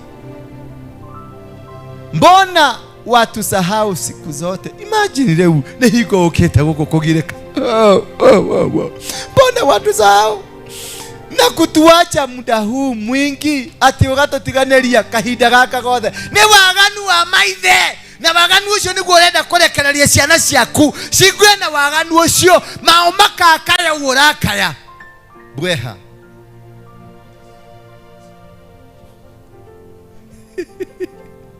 Wewe Biblia nija muga ngangane arumana sasa simwende mupeleke Biblia museme imetusi. Si Biblia imesema imeita watu bweha. Nganga akiita na bweha pale mnasema ni vibaya. Huyo baba yangu akiroho lazima nimulete hapa watusi kidogo. Huyo ni baba yangu, ni mzuri. That's the best man I've ever found. Commander, mwenye hajari, hababaishwi, amewatusi mpaka mmempenda, si ndio? Simulisema ana manugu takataka guishi yote na kutusi mpaka watu wakampenda. Hebu enda utusiane siku moja utaachwa na viti zako. Bwana asifiwe sana. Ni kujitambua na kutambua mafuta yake. Tambua mafuta yako. Usikae na mabweha karibu na wewe. Ngoa. Usikae ati watu ujifanye ujenyekee kwenye dhambi ndio watu wakupende. Msinipende mimi. Mranyenda mudu aleko. Mudu mshongio. Grace yaruga, you are handsome. You are tall, dark and handsome. Bwana Yesu asifiwe sana.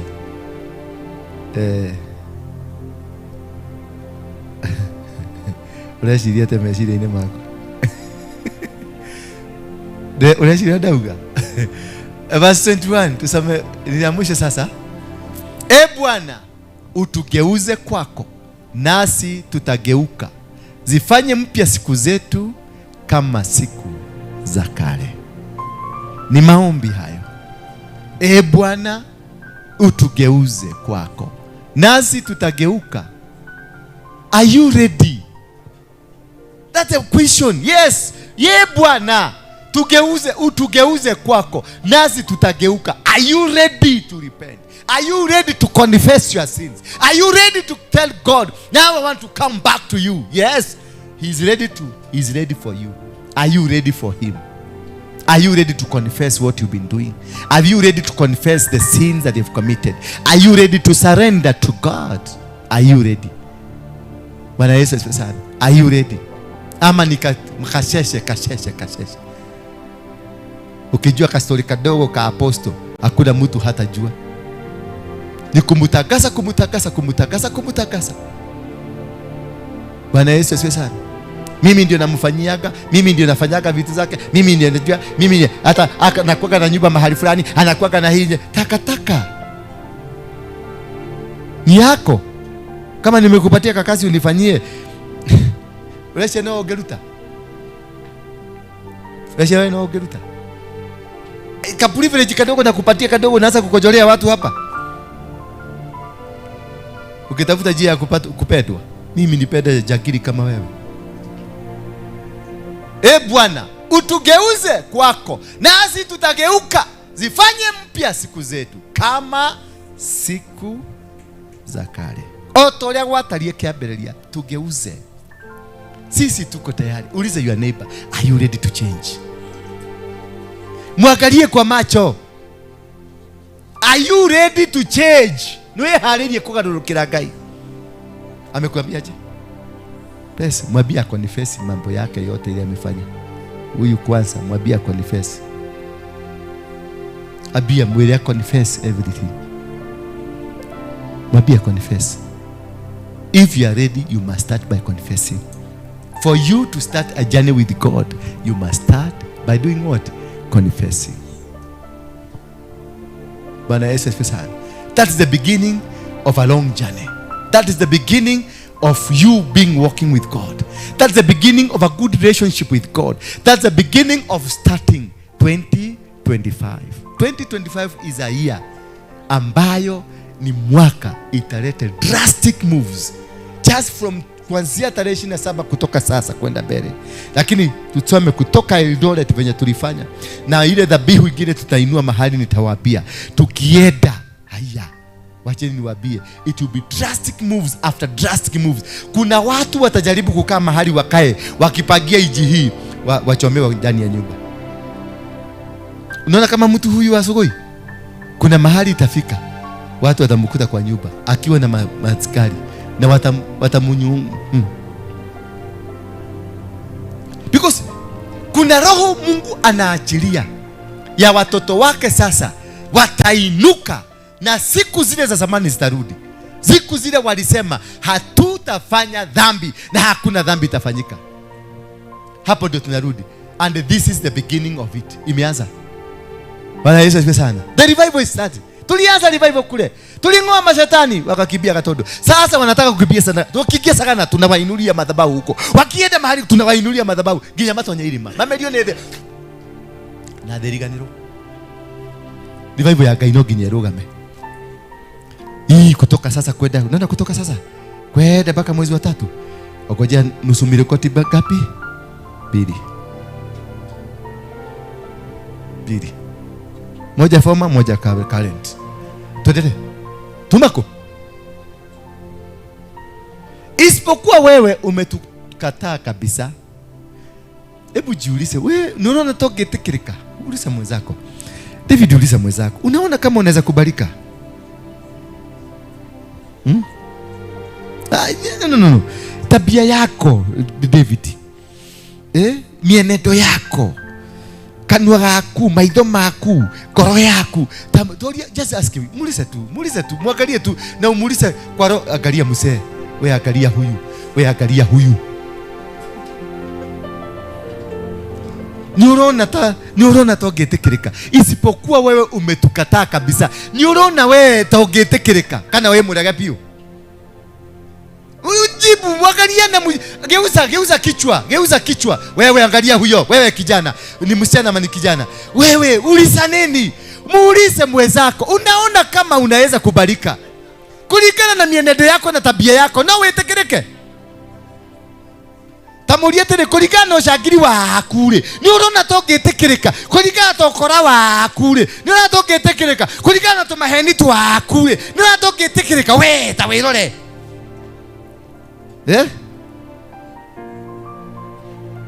Nawe una hasira nyingi sana juu yetu. Amekasirika. Turalelia mundu murakaru. Huyu tunamzungumzia amekasirika. Na ndio unaona hasira Kenya mzima imejaa.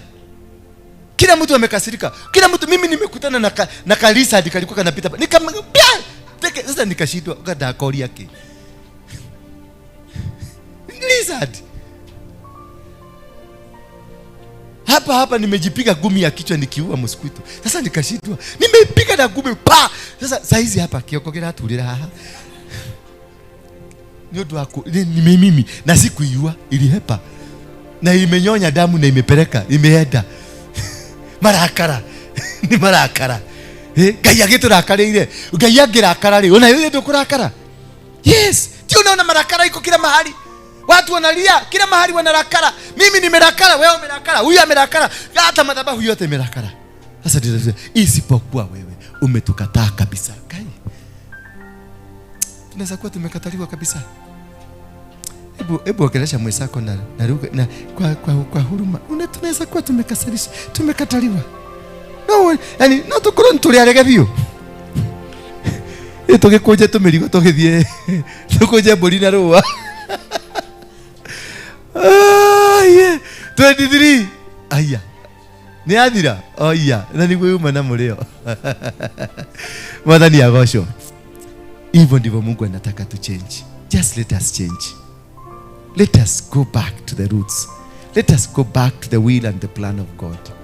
My dear sisters, my dear brothers, that is the only way to seek God. That is the only way to stay.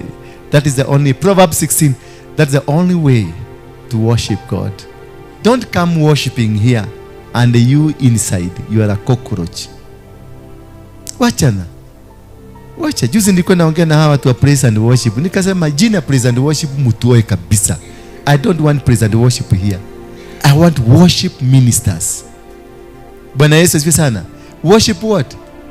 Those people who come to worship because it is in them to worship. But praise and worship, they are talent people. Ni watu wa talent. Mnanielewa?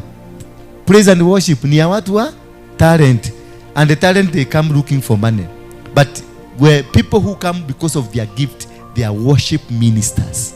They come to worship God because they have a gift that God gave them, and they want to utilize the gift. And when you utilize the gift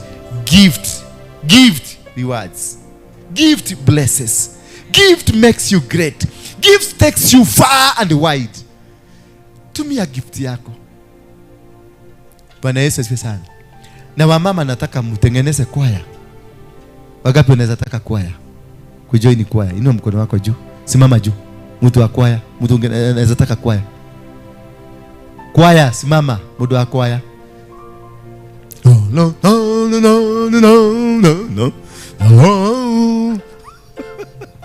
Kwaya. Wewe si unakuwa kwa hawa watu, uhame huko. Simama tu, lakini sikuone huko tena. Yeah. Mwakwaya mwingine anataka kujoin kwaya. Ni hivyo, huyu na wewe. Na sasa tena tuite wengine. Gravy. Sina una sauti. Kaka Mwenyezo kani nilia kama. Yes. Na laki yako ndo maniki. Kwaya. No arugama. Okay. Yes. Nani anaitwa nani? Dorcas. Huyu ndio worship minister. Senior worship minister kwa kanisa hii. Utengeneze, ushirikiane na wale wengine, utengeneze worship team ambao ni worship ministers, not worship team. Praise and worship nisisikie hapa kanisa hii. Tukwenda sasa na watu wa kwaya ya kuiba. Alafu utengeneze teens, vijana hawa wadogo nao wakuwe na kikosi yao ya uimbaji. That is your role, and I hope tutamsupport. Msiende kumwombea maombi baya. Msiende kumwombea hame kanisa. Msiende kumwombea achelewe kukuja kanisa ama sauti ipotee. Maana hii kanisa ndio inalidi Kenya hii. Mungu aliniambia Kenya hii msima kanisa hii ndio inalidi na wachawi. Lakini hawatakuroga. Yule atajaribu kukuroga itarudi kwake na kwa watoto wake. Sema amen. Hapa hamwezi sema amen kwa sababu mnajua nyinyi ni wa nini. Msupport tutakuombea. Wewe usikae, usiogope. Hii ni kanisa ya komanda, kaa chini. Waendelee kufanya hivyo, waendelee. Tutawabomoa. Nenda kushika tu hivi. Si unajua mimi sinanga aibu. Nimo ndiye haifu. Na ndiye gethoni. Na goko ikira mateke go ikihara kienda na gukore na hau kienda gwikira garini yakwaga kugurira raji. Yes. Nwamaka. Yeah, nitakunyeroza tu na nikupeleke na nikununulie lunch. Na nguhe tikiti wako inoka.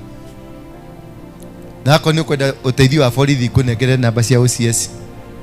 Uthi umere ni ndura wa kuhura. Agukamba kuria kana ni uri kiongo kiega.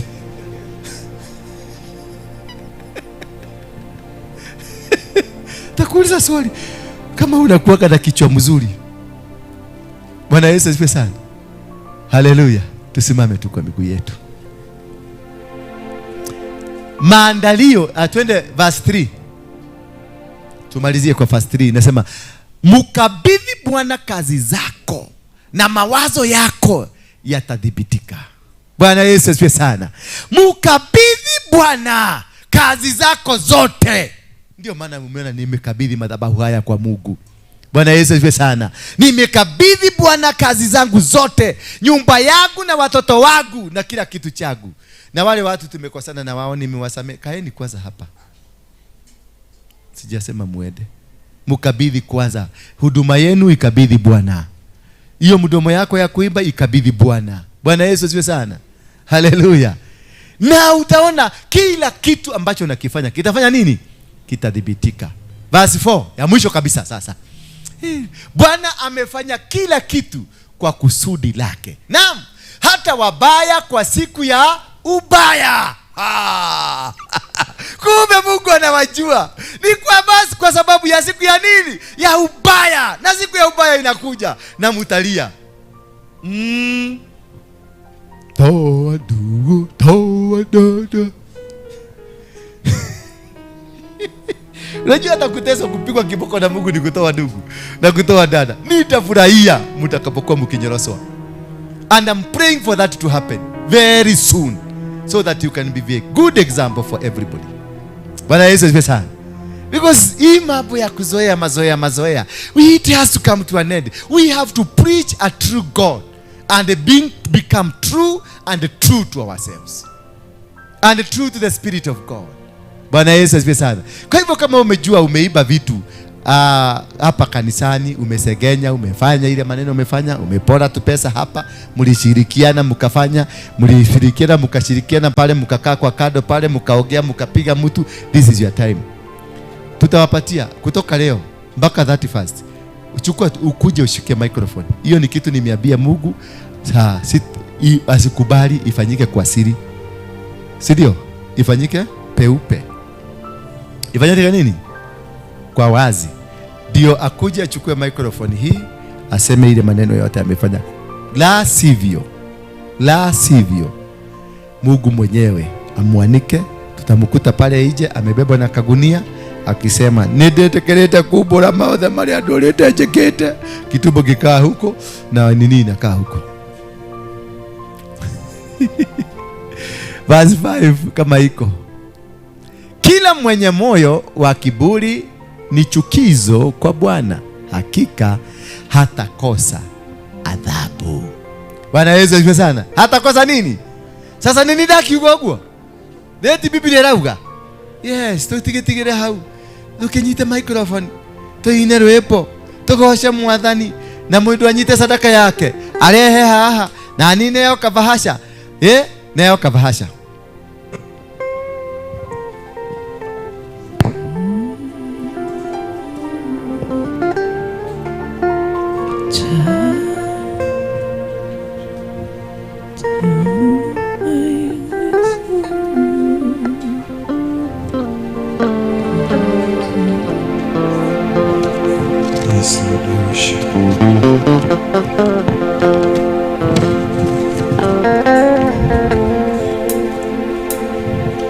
By the way, yes,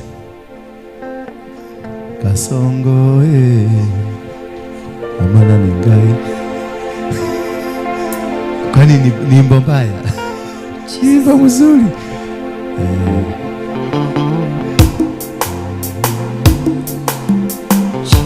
Ile dhabihu ambayo unaitoa ni dhabihu ya kutubu, ni dhabihu ya kutubu dhambi. Unaweza, unaweza, unaweza, unaweza. Hakuna jambo lililogumu kukushinda. Yesu, unaweza, unaweza, unaweza, unaweza,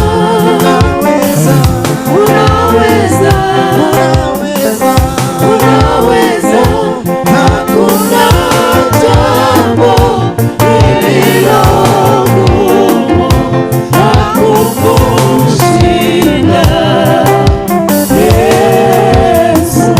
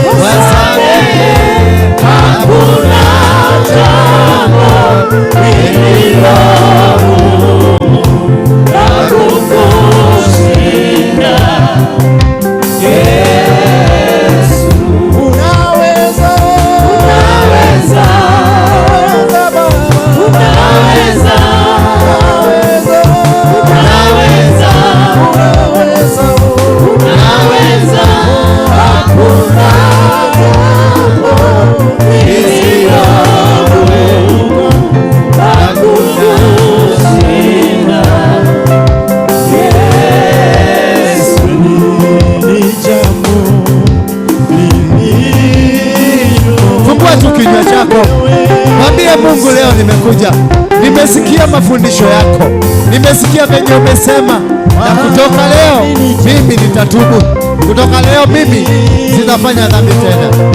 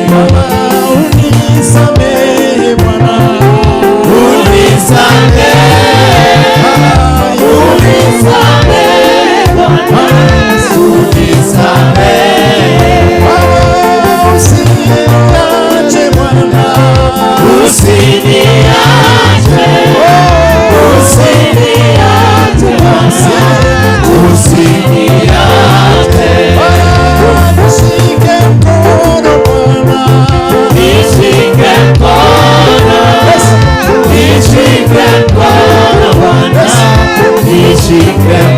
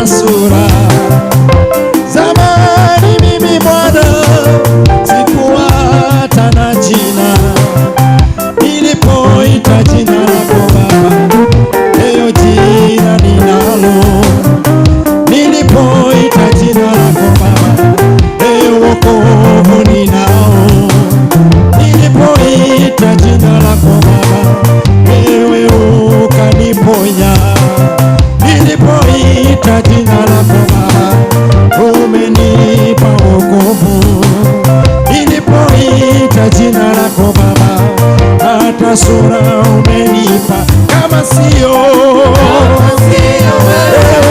ningekuwa wapi? Kama sio wewe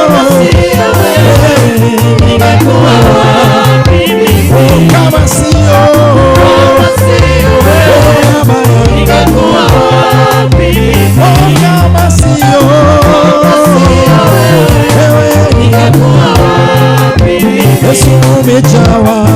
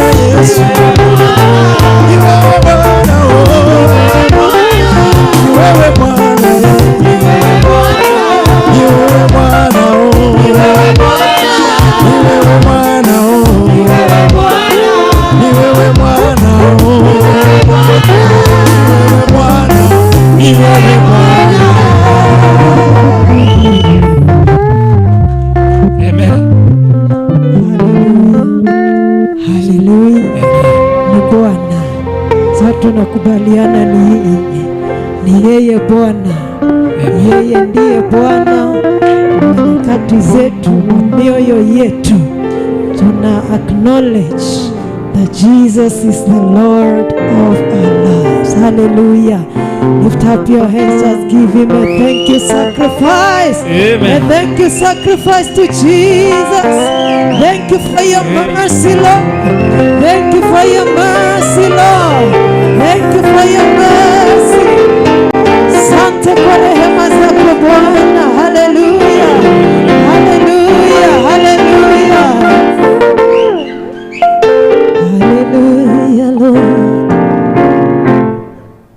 Glory to Jesus. Turn to your neighbor, remind them this God is good. This God is good. Hey Baba, hey Baba, hey Baba, pokea sifa. Baba, hey Baba, hey Baba, pokea sifa. Hey Baba, hey Baba, hey Baba, pokea sifa. Hey Baba, hey Baba, hey Baba, pokea sifa.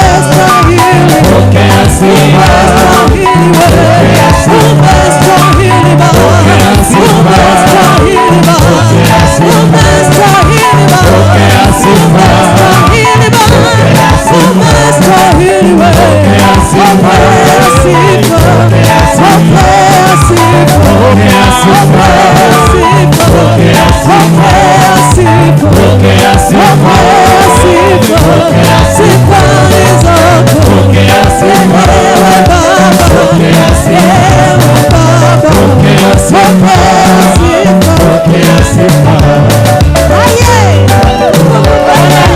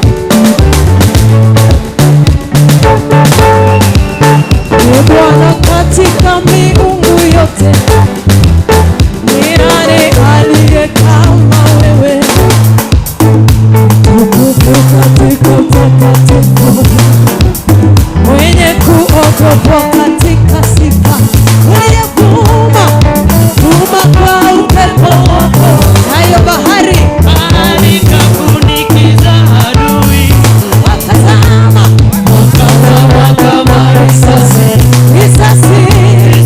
ndani ya maji makuu. E Bwana, Katika miungu yote ni nani ni nani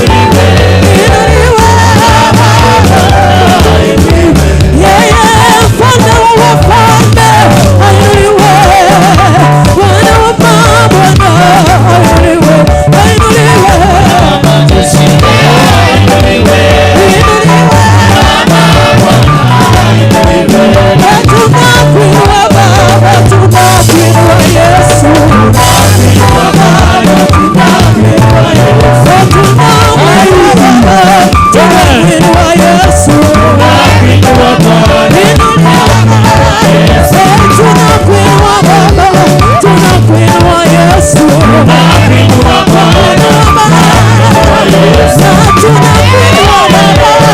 tunakuinua Yesu, tunakuinua Baba, tunakuinua Baba, tunakuinua Yesu, tunakuinua Baba, tunakuinua Baba, tunakuinua Yesu, tunakuinua Baba, tunakuinua Baba, tunakuinua Yesu, tunakuinua Baba, tunakuinua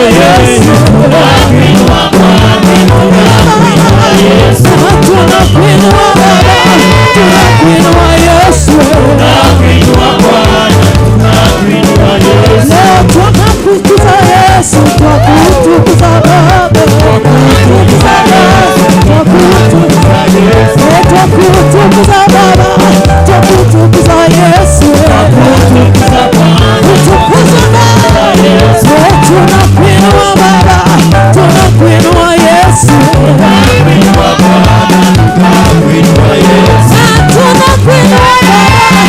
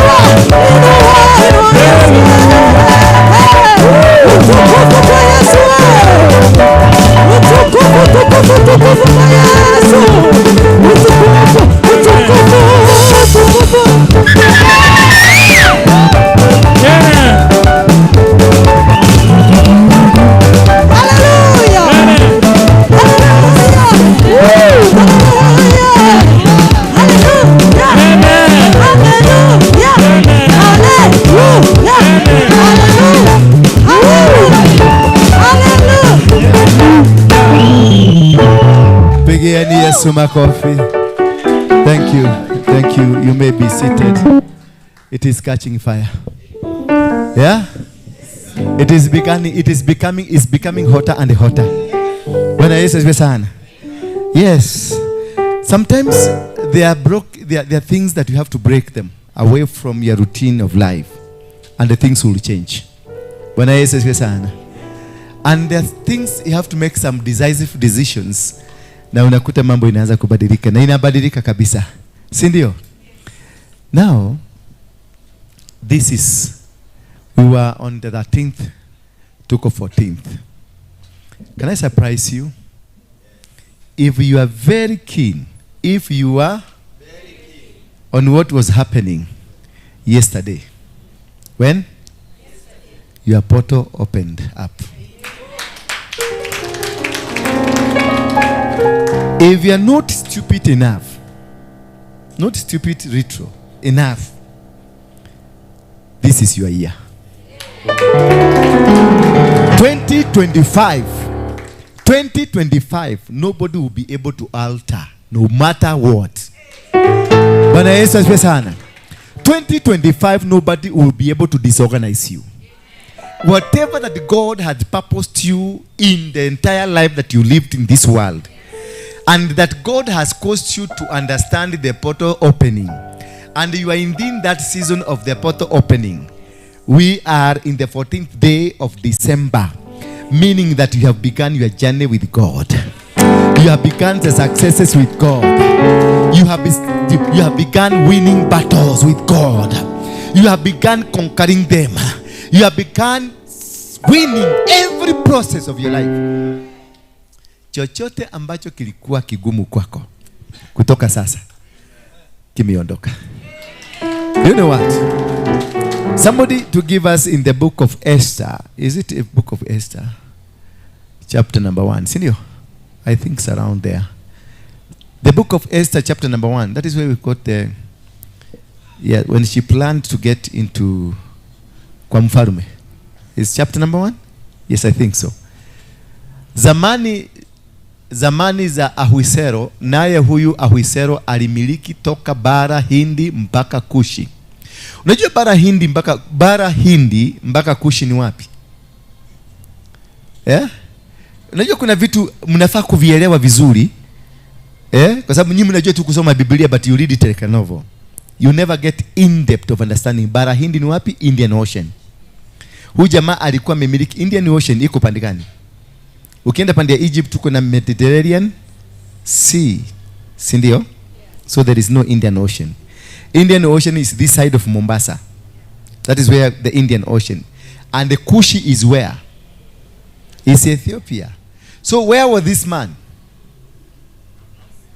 No. Where was this man? It was in Kenya. Yes. No. Zamani za Ahwisero, naye huyu Ahwisero alimiliki toka bara Hindi, from Indian Ocean mpaka Ethiopia. Kushi ni Ethiopia. Weka Biblia kando, anguka kwanza. Anguka sasa, tufikirie kama binadamu, kama wa Kenya. Bara Hindi iko wapi? Indian Ocean. Where is it? Because you go to Egypt ni Mediterranean Sea. The other uko juu Morocco ni Atlantic Ocean. Kuteremka mpaka hivi, nenda mpaka Madagascar, that is where we have Indian Ocean starting. Then climbing to Somalia. Si ndio Indian Ocean? So where was this man? From Indian Ocean to where? To Ethiopia. So where was he residing? In Kenya. Naanza kunieleza ni kitabu gani kinasema hivyo? Ni hiki. Natumia tu akili kidogo tu, logic to understand it. This guy was living here. And that's why in Kenya we have a lot of Westers. Hadasa hapa ni wangapi wanaitwa Hadasa? Hadasa? Leo hakuna Hadasa hata moja. Ile Hadasa yetu Mkolino ilitoa Kiteba. Wako home wote leo. Siku ya kumiliki wanatakanga wanyemelee peke yao. Sasa wako home. Kuna ule mwingine tulimpatia kazi hapa Kireba akaweka chini.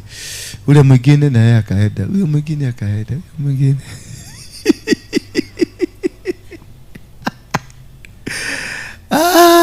Turudishe zamani za Ahwisero, naye huyo Sasa mnataka kunifundisha? Soma yako. Mimi hatukwenda shule na wewe. Mimi sikulipua school fees. Zamani za Ahwisero, naye huyo Ahwisero alimiliki toka bara la Hindi mpaka Kushi, juu ya majimbo 120. Kwa hivyo Kenya ilikuwa moja, Tanzania ilikuwa ingine, Burundi ilikuwa, Rwanda ilikuwa, hivyo kutoka South Africa kupanda hivi. He was the king. Tusome verse 2. Siku zile mfalme Ahwisero alipoketi katika kiti cha enzi cha ufalme wake huku Shushani ngomeni, verse 3, mwaka wa 3 wa kumiliki kwake, ikawa aliwafanyia haramu maakida wake wote na majumbe wake, wakuu wa Uajemi na Umedi, watu wenye cheo cha maakida wa majimbo wakahudhuria mbele zake. 4. Akawaonyesha utajiri wa ufalme wake mtukufu na heshima enzi yake bora siku nyingi, maana siku 180. Ni hii kweli?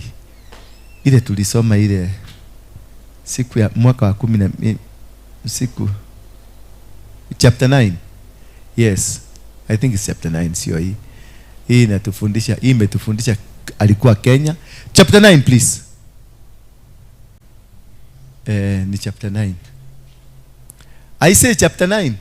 Kwani alikuwa anataka tusome hii? Hata ulipofika mwezi wa 12, ndio mwezi wa Adari, siku yake ya 13, amri ya mfalme na mbiu yake ilipowadia kutekelezwa, ambayo siku ile adui za Wayahudi walitumaini kuwatawala, bali kumebadilika kinyume. hata Wayahudi waliwatawala wale walio wachukia. Verse 2. Siku ile ya Wayahudi ya kusanyika mjini mwao katika majimbo yote ya mfalme Ahasuero, ili kuwatia mikononi wale watu waliowatakia hasara, wala asiweze mtu kuwazuia, kwa kuwa hofu yao imewaangukia watu wote. Hofu ilikujana na nini?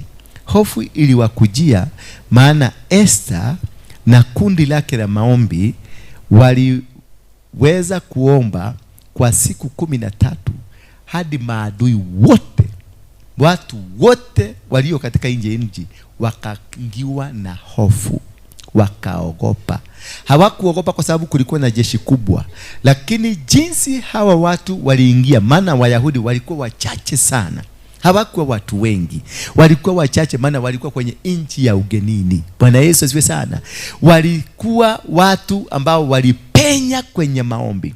Siku zile Esther akawaambia, tuombeni, tufunge, mifugo yetu ikafunga, wanyama wetu wote wafunge, watu wote wafunge kwa siku 3 bila kunywa maji wala kufanya jambo lolote lile. Bwana Yesu asifiwe sana. Katika ule muamuko wa kufunga, Mungu aliteremkia wale wana wa Yahudi, akawapatia nguvu na kibali cha kuwafanya maadui wao wote wapatwe na uoga. Nataka nikutangazie leo ya kwamba maadui wako wote, kwa sababu ya kukuja hapa na kutubu dhambi na kumwambia Mungu, niko tayari kutembea tena na wewe, na kuambia Mungu, niko tayari kuishi katika mipango yako, hivyo ndivyo amewafanya maadui wako kutetemeka kwa sababu ya ujasiri wako. Hivyo ndivyo amefanya maadui wako kuhama kwa sababu ya nguvu ambayo amekupitia leo. Amekupa uso ambao wakikuona wanatetemeka, wanaona jeshi kubwa lililo nyuma yako. Hata kama hakuna jeshi, lakini kuna malaika wamekulinda, kuna malaika wamekuongoza, kuna malaika wanakupigania. Bwana Yesu asifiwe sana. Basi kaendelea kuendelea. Tuendelee baba. Si mtu anakaa na ule mtu, anaweza kuwa amelala na mjui. Naona maakida wa majimbo na majumbe na maliwali na wale waliofanya shughuli ya mfalme waliwasaidia Wayahudi, kwa sababu hofu ya Mordekai imewaingia. Hofu ya nani? Ya Mordekai imewaingia. Ilibidi wale watu walikuwa maadui wao wakawasaidia, maana waliona leketo yarelerie, leketo mateithelerie, tondu ni gwathuko orimwe. Bwana Yesu asifiwe sana. Tondu ni gwathuko orimwe, reke ndimwire, watu watakuja kukusaidia, sio kwa sababu wanakupenda, kwa sababu wanatafuta hifadhi, kwa sababu wanatafuta protection, kwa sababu wanatafuta, maana wameona jeshi lako ni kubwa. People will come to your life. Those who hate you, they will come to support you, not because they love you, but because the situation is bad. Hallelujah. Wale ambao kuona kama kuona wewe kanya mkatali na kulia kule, watakuja kuunganika pamoja na wewe, maana jeshi lililo na wewe ni kubwa, na wameona wasipo kusupport watakufa. Sasa inabidi wakusupport tu. Hallelujah. Kai mutinete kila hau. Oh yeah. Ani wode rutaneria ko huje. Kai. Ani wode rutaneria ma. Na dari tanga nigetha moyo. Tunagetha mojigwe. Verse 4. Maana Mordekai alikuwa mkuu nyumbani mwa mfalme, na sifa yake imevuma katika majimbo yote. Kwa kuwa huyo Mordekai amezidi kukuzwa, utaendelea kuinuliwa. Katika kila jambo utainuliwa, katika kila misingi ya familia utainuliwa, katika majanga yoyote, katika situation yoyote, huyo Mungu anaendelea kukuinua. Utainuliwa, utabarikiwa, hata kwenye jangwa utabarikiwa, kwenye umaskini utabarikiwa, kwenye ukosefu utainuliwa, mahali pagumu utainuliwa, mahali popote utakuwa. It doesn't matter where you will be. Wana wa Israeli walikula chakula in the desert and they were not digging. Hawakuwa naenda shamba. No manna was dropping from heaven. Hawa jamani nasikianga hawakununua nguo na hawakurarukiwa. Waliishi kama ng'ombe na gosi moja. Bwana Yesu asifiwe sana. Na nguo zao hazikuchafuka for 40 years. Goiti atarukire na matekerire matagari. Bwana Yesu asifiwe sana. Andũ acio matiathire mũgũnda no nĩ marĩaga. Hallelujah. That God created room where there was no room. God created the way where there was no way. He created a well of water in the middle of the desert. That is what God is going to create in your life. That from today, because your port has opened, kuna kitu kipya kinaenda kufanyika katika maisha yako. Na wale waliokuwa na kuangalia wanakutazama kwa njia ya uovu, Bwana wa mbinguni atakusababishia watakupenda, atakusababishia watakuja karibu, atakusababishia watakusifia, atasababisha watakupenda zaidi, watakuja karibu na wewe na watakuita mkuu. Mungu atakupaka mafuta. Na hiyo gosi yako chafu chafu Mungu ataipaka mafuta. Na kila mtu atakuwa akiona wewe ni kama tajiri. Hata kama utakuwa katajiri kidogo atakuona wewe ni tajiri mkubwa. Hata kama utakuwa na pesa kidogo atakuona ukiona pesa kubwa. Milango itafunguliwa. Kila mahali utakapofika, wakikuona tu hivi milango itafunguliwa. Ukiingia mahali popote watakupigia saruti. Mahali jambo lolote utakuwa ukifanya, kitu kitafanyika kipya. Biashara yako itainuka. Hao maadui waliosema hautafungua watakuwa wa kwanza kuja kununua kwenye biashara yako. Hao maadui walisema utafunga hiyo kazi yako, watakuwa wa kwanza kuja kusupport kazi. Kumbuka wakati Ayubu watoto wake wote walikufa, mifugo yake yote ilikufa. Wakati Mungu alikuja kuwabariki, wale ambao walikuwa wamemwambia kejeli huyo Mungu, walikuwa wa kwanza kumletea pesa, walikuwa wa kwanza kuja kumbariki, walikuwa wa kwanza kuja kusema Mungu wako ni mkubwa. Nataka nikutabirie siku ya leo ya kwamba watakuja kusema Mungu wako ni mkubwa. Wale ambao walikuwa na kuangalia wanaona ni kama ulipotea njia, watakuja kukuuliza njia ulijuaje huko? Ulifikaje huko? Tusaidie, maana hatuna uwezo wa kufika huko, maana mlango wako umefunguliwa. Bwana Yesu asifiwe sana. Tuendelee baba. Maana Mordekai alikuwa mkuu nyumbani mwa mfalme. Twende hiyo ingine, wachana na hiyo. Basi Wayahudi wakawapiga adui zao zote, mapigo ya upanga na machinjo na maangamizo, wakawatenda kama wapendavyo wale waliowachukia. Kumbe hivyo ndivyo utawafanya. Kumbe ndivyo utawaangamiza. Maadui wako wataangamia mikononi mwako. Maadui wako utawakanyaga kwa miguu yako. Maadui wako watasambaratika. Maadui wako wataangamia. Maadui wako watakosa nguvu, hawatasimama. Atiko hata ule wote maratulete mafagite kumepaguliwa. Hiyo yote walikuwa wamekufuga miaka yote, wamekufunga na visasi vitano. Tulikuwa umefugwa na gukawa gukadi alikuwa amekufuga. Kutoka leo kila kitu ambacho kilikuwa kimekufuga kimeondoka. Bwana Yesu asifiwe sana. Mashosho wa shosho mwenye alikuwa mkaka na mchawi alikuwa amekukamata. Kutoka leo you are free. Umeachwa huru. Umeachwa huru. Bwana Yesu asifiwe sana. Hata huko Shushani, ngomeni Wayahudi wakawaua watu 500 na kuangamiza. Kumbuka hawa ni watu Wayahudi waliokuwa kwenye udhaifu. Bwana Yesu asifiwe sana. Mwanzo wao ulikuwa kwenye udhaifu, lakini nguvu iliposhuka katika unyonge wako, katika udhaifu wako, katika kutokuwa nazo, katika kuwa hali ya chini, huyu Mungu aliwatia nguvu, bakapigana na maadui na wakashinda maadui. Nataka nikutangazie siku ya leo, maadui ambao ulikuwa katika maisha yako, iwe ni adui wa umaskini, iwe ni adui wa limitation, iwe ni adui wa stagnation, iwe ni adui wa wachawi, iwe ni adui wa warogi, iwe ni adui aina yoyote yule, Wafilisti katika maisha yako wamebomolewa katika jina la Yesu Kristo. Maadui wameangamia. Mpatie hai kidogo. Hata huko Shuhani. Twende baba haraka. Wakawaua na hata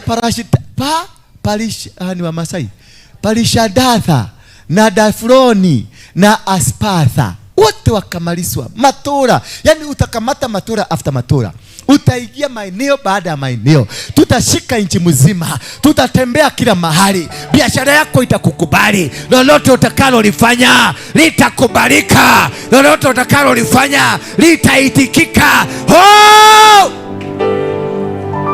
No more limitation. Guza mwenzako, mwambie no more limitation. No more stagnation. Hakuna stagnation, hakuna limitation, hakuna communication, hakuna roundabout. Verse 80. Na Paratha na Adalia na Aridatha. Majina magumu mazuri haya, matamu haya. Na Mashita na Alisai na Aridai na Walizata. Yani hayo ndiyo maeneo utakamata. You had no limitation. Maeneo yoyote mahali utakanyagisha miguu yako, utakamata, utamiliki. Mahali ndio jambo lolote utalifikiria, kampuni utakayoanzisha, kazi utakayoanzisha, itafaulu. Bwana Yesu asifiwe sana. Wana 10 wa Hamani bin Hamedetha, adui ya Wayahudi, walakini juu ya nyara hawakuweka mikono. Juu ya nyara. Nyara ni nini? Nyara ni nini? Net. Juu ya nyara hawakuweka mikono. 11. Siku ile mfalme akaletewa hesabu ya hao waliouawa huku Shushani ngomeni. 12. Mfalme akamwambia Malkia Esther, Wayahudi wamewaua watu 500 hapa Shushani ngomeni na kuwaangamiza pamoja na wana 10 wa Hamani. Je, wamefanyaje? Basi katika majibu, sikiliza, mpaka mfalme hakujua walifanya namna gani, mpaka kauliza Esther, meka atia? Yani what did they do? Nikimatumia, wametumia nini? Watu watakushangaa, watauliza ni nini ulifanya, ni nini ulitumia, ni fani yani David, na niguo turatigeire weka mundu ri urekiri ati akinyora hotana, urekiri ati akinyora kinya, urekiri ati akinyora twarithia Mercedes, urekiri ati akinyora gira proti, urekiri ati akinyora succeed. Ni muthamaki uroria, ti mundu wa kawaida, ni muthamaki uroria. Mwene thirikari Ruto akiuria, murakinyiria ati akinya State House. Nda namenya ni mwino tokinya State House, ni mwako uyu ngino tokiro State House. Tungetekia Ngai anga niguo ori atia. Mfalme akamwambia Malkia Esther, tataura na Gikuyu, muthamaki akira etiro ku Malkia, atuika atia Malkia, atuikira ku tondu ndoma Malkia hau mbere. Alikuwa Malkia hapo mbere? Hakuwa. Alikuwa Esther. Imefanyikaje? Amekuaje? Kumebadilishwaje? Kumbe kuna kitu kimebadilika. Kuna kitu kimebadilika sasa. Anga imechange. Anga imebadilika. Walikuwa wanakuona kamutu ka kawaida, sasa watakuita Malkia, watakuita mfalme. Wayahudi akawaelezea, imagine ni muthamaki urera kairetu kamundu gaitura gagicagi gatoekaine kuna komete ati Wayahudi enakia Wayahudi wameua watu 500 hapa. Sasa ni huyu jamaa wetu ama namna gani? Asalala hapo Shushani ngomeni na kuangamiza pamoja na wana 10 wa Hamani. Unajua Haman ni mtu alikuwa anaogopewa na kila mtu. Watoto wake 10 walichinjwa na Wayahudi. Mudure wetigire tu mudure athia na digiri athiruka ku tauni uguo. Mudure wanagirira kanirira. Ciana ciake 10 zilichinjwa pamoja na wanahesabu 500. Na because of this, the prominence of this man, ndio unaona watoto wake wanatengwa na watu. Unaona hawa ni watu waliuliwa. Na sasa anasema hata watoto. Kumbe watoto wa mkubwa si watoto, si watu, ni watoto. Hata hata watoto wa wakubwa watachinjwa kwa sababu yako, wataangamizwa kwa sababu yako. Wao wanafikiria wako juu, watateremshwa. Je, hebu uliza hiyo swali tu. Tuoranie hamwe. Tusome pamoja. Je, yani hebu jiulize na ile mshangao. Je, wamefanyaje basi katika majimbo ya mfalme yaliyosalia? Kai. Yati todo nimeka oguo-ri enda kwogo koge megwika atia. Haleluya. Waikoni moraga ciana cia Hamani-ri, waikoni moraga andu 500 kou koge na kou gutioikaine kwina andu strong guguthii atia mekong'ea igana. Maadui wako wangapi watachinjwa, wataharibiwa, watasambaratishwa. Oh my God. Kumbe pote ikifunguka kuna kuwaka kubaya hivi, kila kitu kinabadilika, maisha inabadilika. Mpaka mahubiri inabadilika. Unasikiaje hiyo mahubiri? Si inakuikia. Kumbe hata mimi nitabadilika. Kaya. Biblia inadekena na mulio. Basi una nini uoparo? Mpaka imebidi mfalme asimamishe wao. Unajua hii ni njia ya kusimamisha vita. Wagikorwo ni gwathĩnjwo 500 ri na ciana cia Hamani ni ciathĩnjwo kuria kungi guguthii atia. Basi mfalme akamwambia kejire kile ukwenda, tiga na maundu maingĩ riu nitwetikira. Kumbe maadui watakuja kutubu. Tumekubali, watasarenda, watasema tumekubali. Sasa tuambie unataka nini? Watatuita watuulize mnataka nini? Ayaya. Basi una nini uombalo? Na wewe yani tikwarĩrĩria kana no uneo, sio kuzungumzia kama unaweza kupatiwa. Yani itisha tukupatie, maana umekuwa mkali kutuliko, umekuwa mshindi kutuliko. Nataka nikutangazie mtu mmoja siku ya leo, utakuwa mshindi kuliko wao, utakuwa mkali kuliko wao. Watakupatia kia lazima, watakugawia kia lazima. Na hata siku kugawia wanakuuliza etia kile urenda. Tiko gana muragayana etia kile urenda. Mwaka uyu nikuneo ukuneo kile urenda. Kile mwatulite macirite no mugayane na mori. Nikuneo uraneo kile urenda. Unapatiwa, sio mukae chini ati yako 10 yangu 10. Hapana, itisha kile unataka, utapatiwa. Hata ukitaka kichwa yangu utapatiwa. Watakupatia. Wao waliokataa na vitu zako watanyang'anywa, utapatiwa. Wao waliokataa na pesa zako watanyang'anywa. Wao waliokataa na watoto wako watanyang'anywa. Wao waliokataa na bwana yako hata na mke wako watanyang'anywa. Wao waliokataa na huduma yako watanyang'anywa. Eni wagithuko rimwe. Yes. Ni majini rutu agikwira jitia etia kile urenda. Ni ule guthukanire na nditurakinya hau. Nditurakinya hau. Niago etia kile murenda. Haleluya. Naye utapewa. Ama unayo haja gani tena? Kai. Nia kana hari no nduge mwana witu. Ama unayo haja gani? Itokoro hiwe na kaundu kake. Ni gwithaithanirira. Ni muthamaki ureithaithanira. Tikio ndarenda kuheana. Ni gwithaithanirira na indo iriku. Na indo irie nacio. Ane nigetha eherere ngori eno. Nayo itatimizwa. No cio ngi urenda. Itatimizwa. Verse 13 baba ungekuwa ushafika huko. Kai nginya ndaigua murio. Yani ugo mundu ni athanaga oro uguo. Ugo mundu ni atokaga oro uguo. Maicirege no mwithaga we gutoka tuko. Mwithaga no utokaga naki? Utokaga tuko. Ina mundu gutoka no ta mundu take tukuracirio. Tukuracirio. Ugatonga oro rimwe. Kai. Ndipo Esther thikiriria riu. Sijui ni mnakaga saburi gani ya Wakristo hawa. Ndipo Esther aliposema mfalme akiona vema. Yani una pretend ati no kuhoyora hoya lakini unajua territory ushakamata. Hello.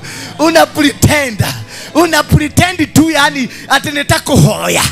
twalietalia aya gwito matenda marori atiriri ati ugato ni agothomithie akigothomithia athomete kule kwa mawajiko atiriri ati ndipo Esther aliposema mfalme akiona vema Wayahudi walioko Shushani na wapewe ruhusa kufanya tena kesho sawa sawa na mbiu ya leo, na hao wana 10 wa Hamani watundikwe juu ya muti ule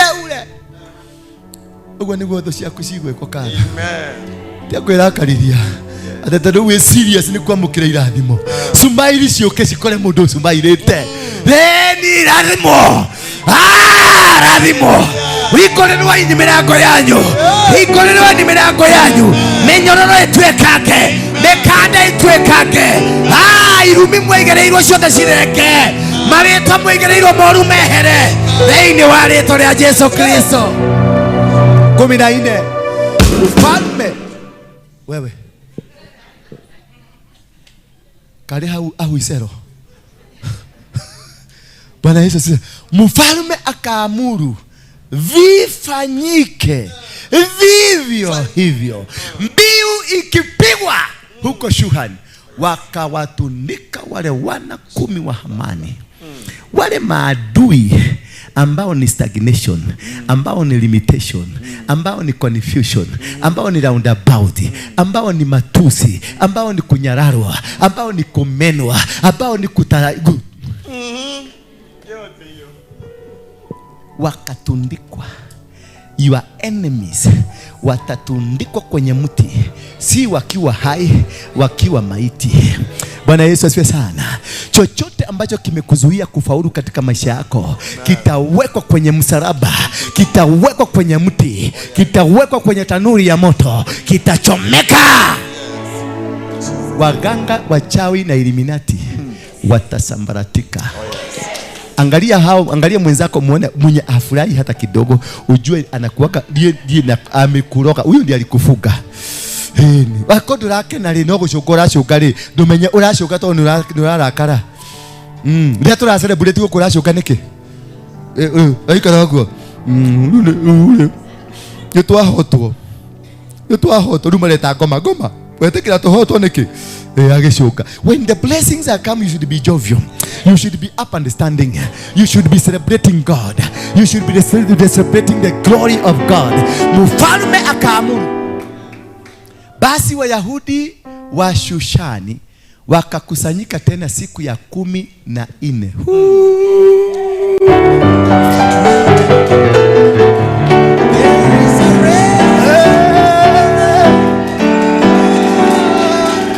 Wakakusanyika siku ya 14 pia ya mwezi wa Adari, mwezi wa 12, wakawaua watu 300 huko Shushani, walakini juu ya nyara hawakuwaweka mikono. Siku ya ngapi? And this is the day we are slaying them. You are slaying your enemies. You are destroying your enemies. You are destroying all the pillars of darkness. Oh, minara ya shetani inaporomoka. Magogona makomba, magogona mashari inaporomoka. Nao Wayahudi wengine waliokaa katika majimbo ya mfalme walikusanyika, wakazishindania maisha zao, wakajipatia raha. Jipe raha mwenyewe. Kasongo abana. Wewe weka raha. Weka raha bana. Weka raha. Hakuna usiloweza Yesu. Hakuna usiloweza Yesu. Hakuna usiloweza Yesu. Hakuna usiloweza Yesu. Hakuna usiloweza Yesu. Yesu. Hakuna usiloweza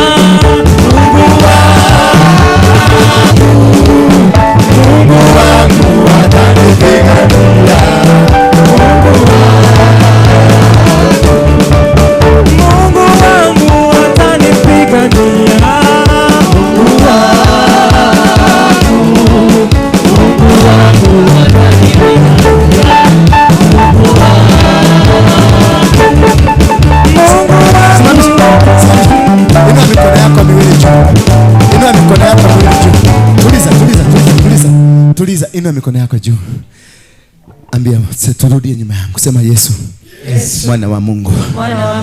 Uliwekwa kwenye msalaba. Ndio nikombolewe. Damu yako ikamwagika. Ndio nibadilishwe. Ukapigwa mijeredi. Ndio nipone. Kutoka siku hii nimemiliki ufalme wa mbinguni. Nimemiliki utawala wa mbinguni. Kutoka leo mimi sitashindwa tena. Mimi ni mshindi. Mimi ni mshindi. Nimekamata nchi ya Kenya. Nimekamata utawala wa Kenya. Nimekamata urithi wa Kenya. Nimekamata pesa za Kenya. Nimekamata pesa za kimataifa. Kazi aina yoyote ambayo iko na sifa yako nimeikamata. Nimekamata ndoa yangu. Nimekamata biashara yangu. Nimekamata huduma yangu. Taifa la Kenya nimelikamata. Bendera ya Kenya nimeikamata. Kutoka leo nitatawala Kenya. Nitatawala uchumi wa Kenya. Nitatawala huduma. Nitatawala mpaka yote ya Kenya. Sitashindwa bali nitatamaraki. Hallelujah. I am more than a conqueror through Christ. Hallelujah. I am more than a conqueror through Christ.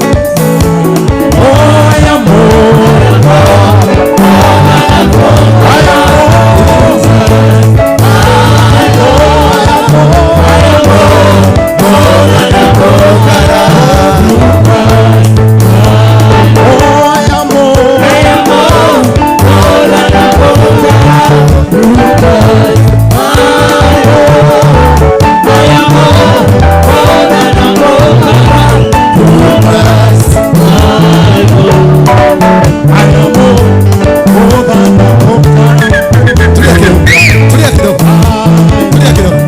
Wako juu. Inatumika. Huyu mama anaitwa Esther. Roho Bwana ameshuka sasa. Ndiye ameshuka. Ndiye ameshuka. Huyu mama anaitwa Esther. Alipiga hatua. Akaingia ndani ya ikulu. Akatawala ikulu. Sasa nataka upige hatua 5 za kuingia ndani ya ikulu ya Nairobi na kumiliki na kushika uongozi wa taifa. Amen. Haya, twende 1, 2, 3, 4, 5. Ndio hiyo imeshuka. Ndio hiyo imeshuka. Ndio imeshuka. Praising on. I am praising on. I'm pressing on, I am pressing on, I am pressing on, I am pressing on, I am pressing on, I am pressing on, I am pressing on, I am pressing on.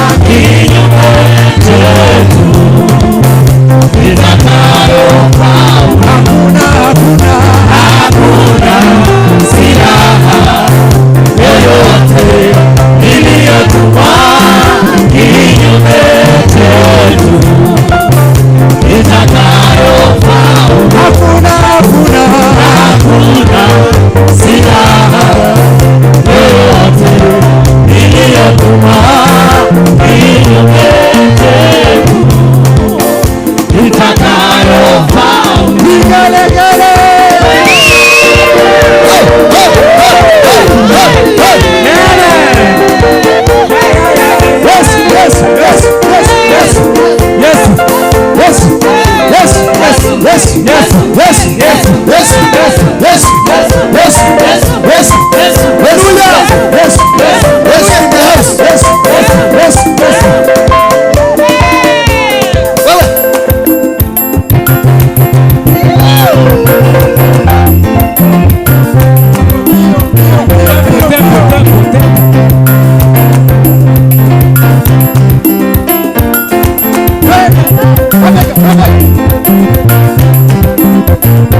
Tingiza mapeka. Tingiza mapeka. Na unaweka kaukali kidogo.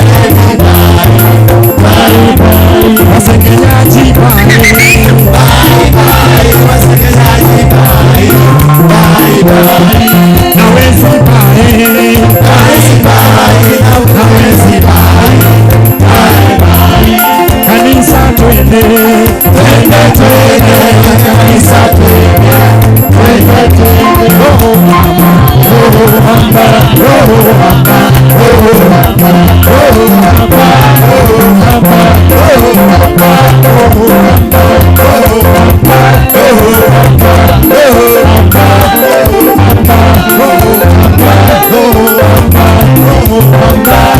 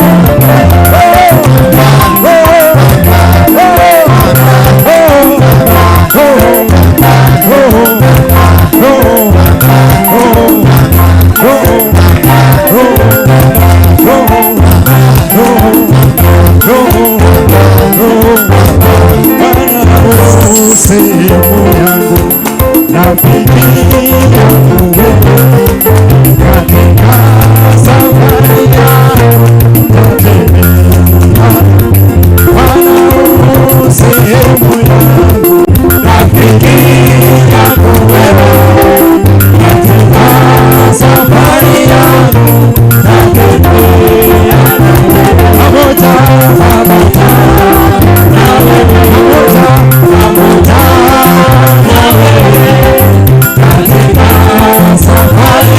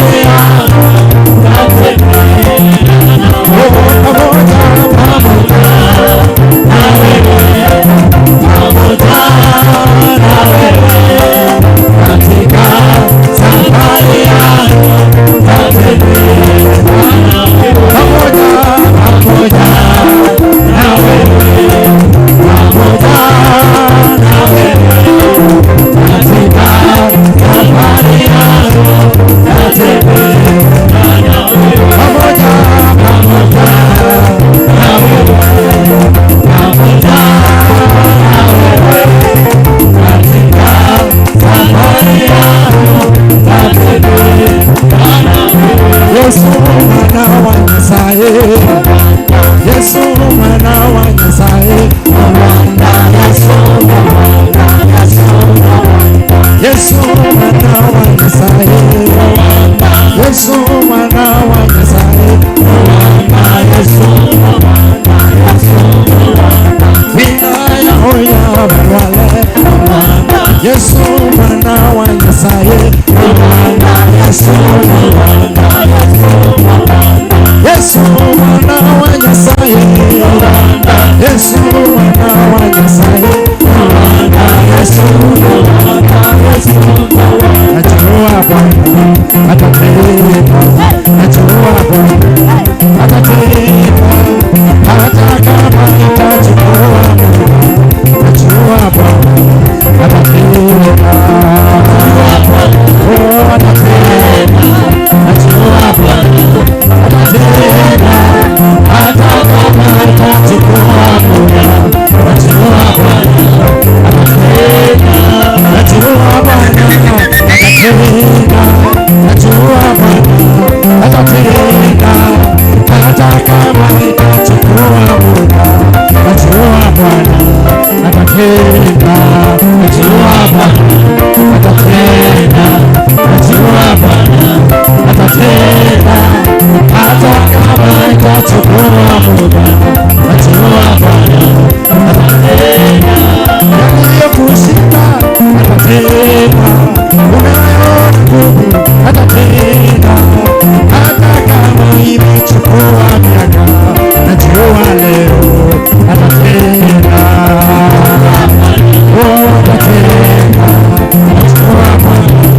atatenda, hata kama itachukua muda, najua Bwana atatenda, oh najua Bwana atatenda, najua Bwana atatenda leo, mama yangu usiogope sana, najua leo atatenda, oh atatenda, najua Bwana atatenda, hata kama wewe jitayarishe, jitayarishe, jitayarishe, kuja kuja, hebu nikanyaga hii kiatu yangu hiyo hivyo, kanyaga hiyo vizuri, sema Yesu niteremkie sasa na nguvu zako zote. Yes, ndio huyu anakuja, ndio huyu anakuja, ndio huyu anakuja, ndio huyu anakuja, ndio huyo sasa ameshuka.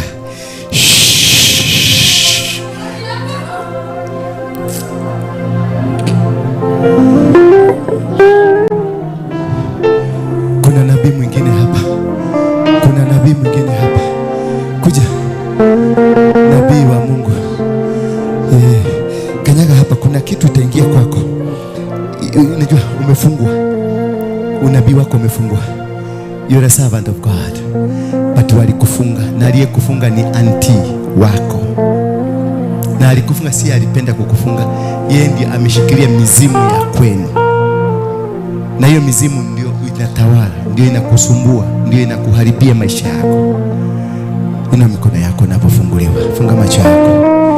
Yesu ndio huyo anashuka, vipawa vyote vimeshuka juu yako, na kutoka sasa you will be a different person. Wenye walikuwa wakikuona sivyo, sasa utakuwa. Oh yes, kuna nabii mwingine hapa. There is another prophet, prophetess, prophetess, prophetess. Ameenda wapi? Adhi nako, adhi nako, adhi nako. Tekura, tekura, usitoroke, niwe natafuta. Kanyaga hapa, nakuweka tu inaikia. Maisha yako ni kama imedhoofika, kanyaga tu hapo. Nguvu za Mungu zinashuka, ndizo zinashuka, ndizo zinashuka. Unafunguliwa, unafunguliwa, unafunguliwa, unafunguliwa, unafunguliwa. Yes, yes, yes, yes, yes. Oh my, oh my, oh my, oh my. Ate, unaedukioe, dukioe. Kuna mwingine, kuna mwingine, kuna mwingine. Mwenda wapi? Hadi yuko. Ameenda wapi? Hadi yuko. Hadi yuko yule hale. Yoyo ha. Yoyo.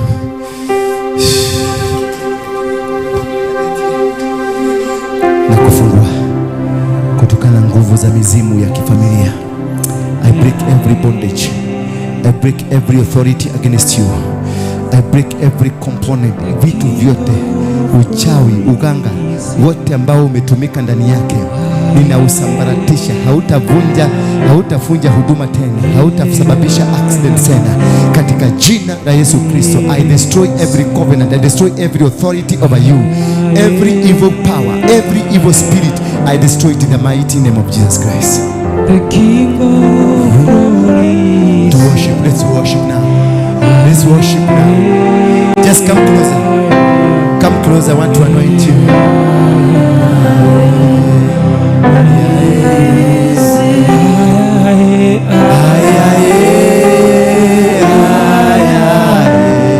The King of Glory.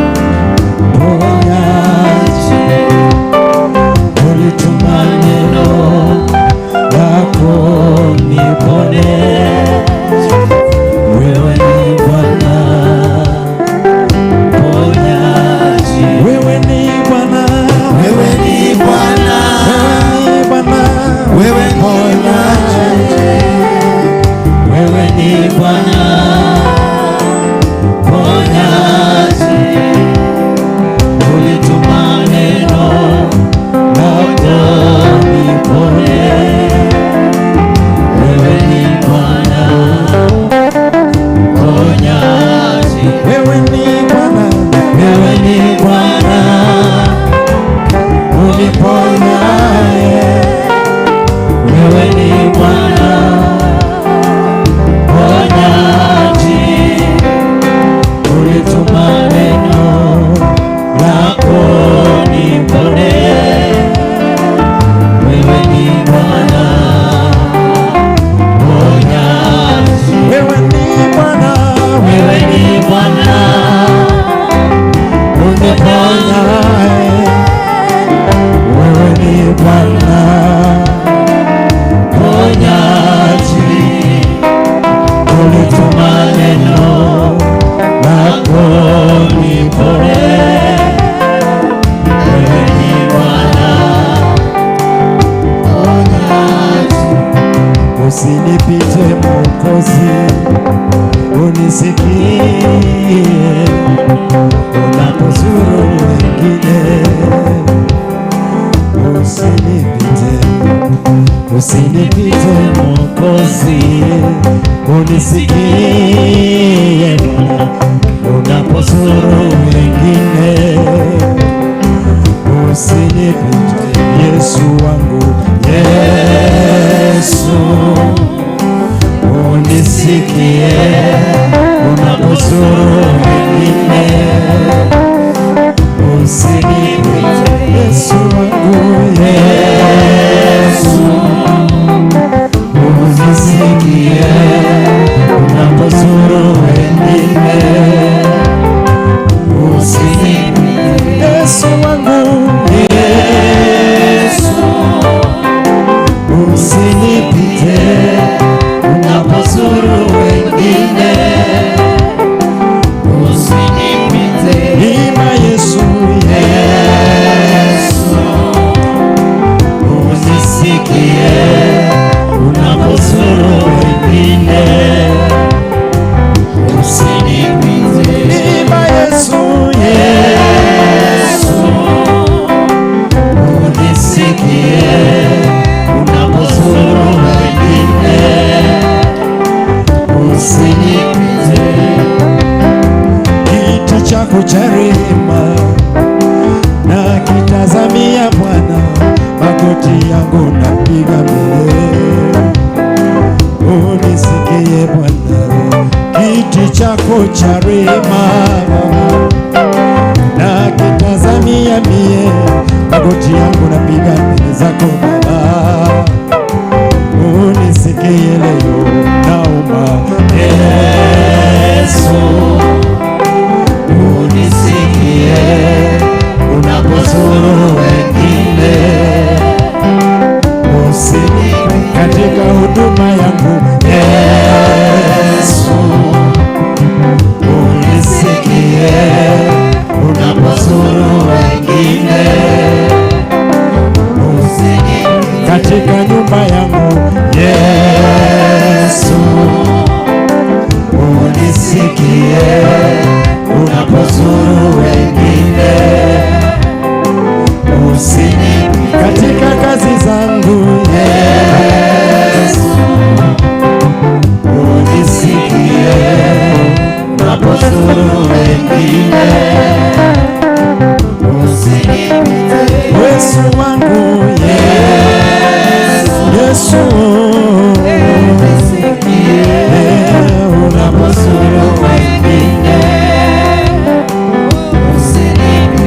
Yesu wangu, Yesu unisikie unapozuru wengine. Usinipite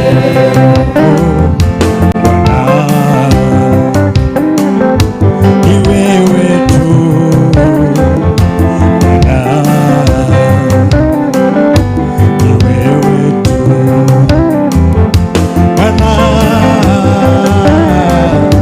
ni wewe tu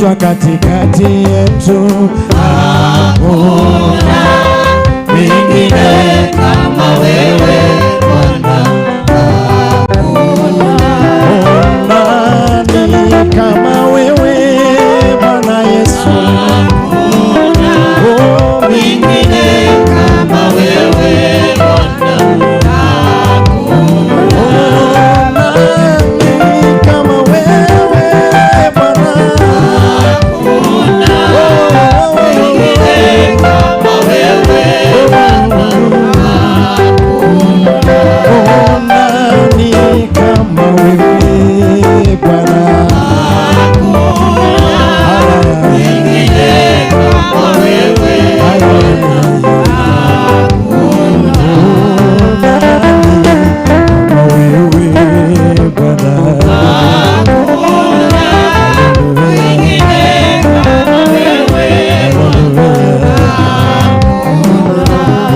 nani kama wewe Bwana, hakuna mwingine kama wewe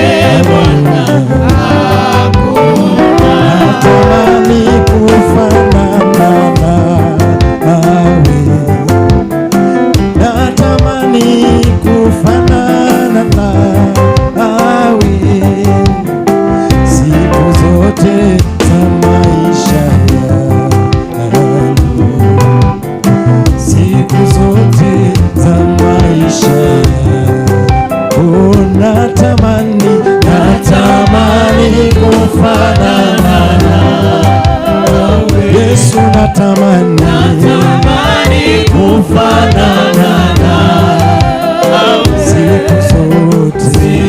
zote za maisha yangu, siku zote za maisha yangu, kutembea natamani kutembea nawe, natamani kutembea nawe siku zote za maisha yangu, siku zote za maisha yangu, natamani kufanana nawe, natamani kufanana nawe siku zote za maisha yangu, siku zote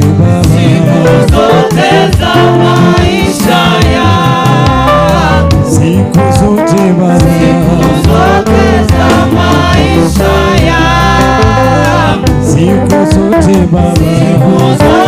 za maisha yangu, siku zote Baba, za maisha yangu, siku zote Baba, za maisha yangu, siku zote Baba, za maisha yangu, siku zote Baba, za maisha yangu. Hakuna kama wewe, hakuna Mungu kama wewe, hakuna kama wewe, hakuna Mungu kama wewe, hakuna kama wewe, hakuna Mungu kama wewe, hakuna Baba kama wewe, hakuna Mungu kama wewe, unayeponya ni wewe, hakuna kama wewe, hakuna Mungu kama wewe. Maisha yangu Bwana Yesu yanakutegemea wewe. Maisha yangu Bwana Yesu yanakutegemea. Maisha yangu Bwana Yesu yanakutegemea wewe. Maisha yangu Bwana Yesu yanakutegemea wewe. Maisha yangu Bwana Yesu yanakutegemea wewe. Maisha yangu Bwana Yesu yanakutegemea wewe. Maisha yangu Bwana Yesu yanakutegemea wewe. Maisha yangu Bwana Yesu yanakutegemea wewe. Maisha yangu Bwana, mimi siwezi bila wewe. Maisha yangu Bwana Yesu yanakutegemea wewe. Maisha yangu Bwana Yesu yanakutegemea wewe.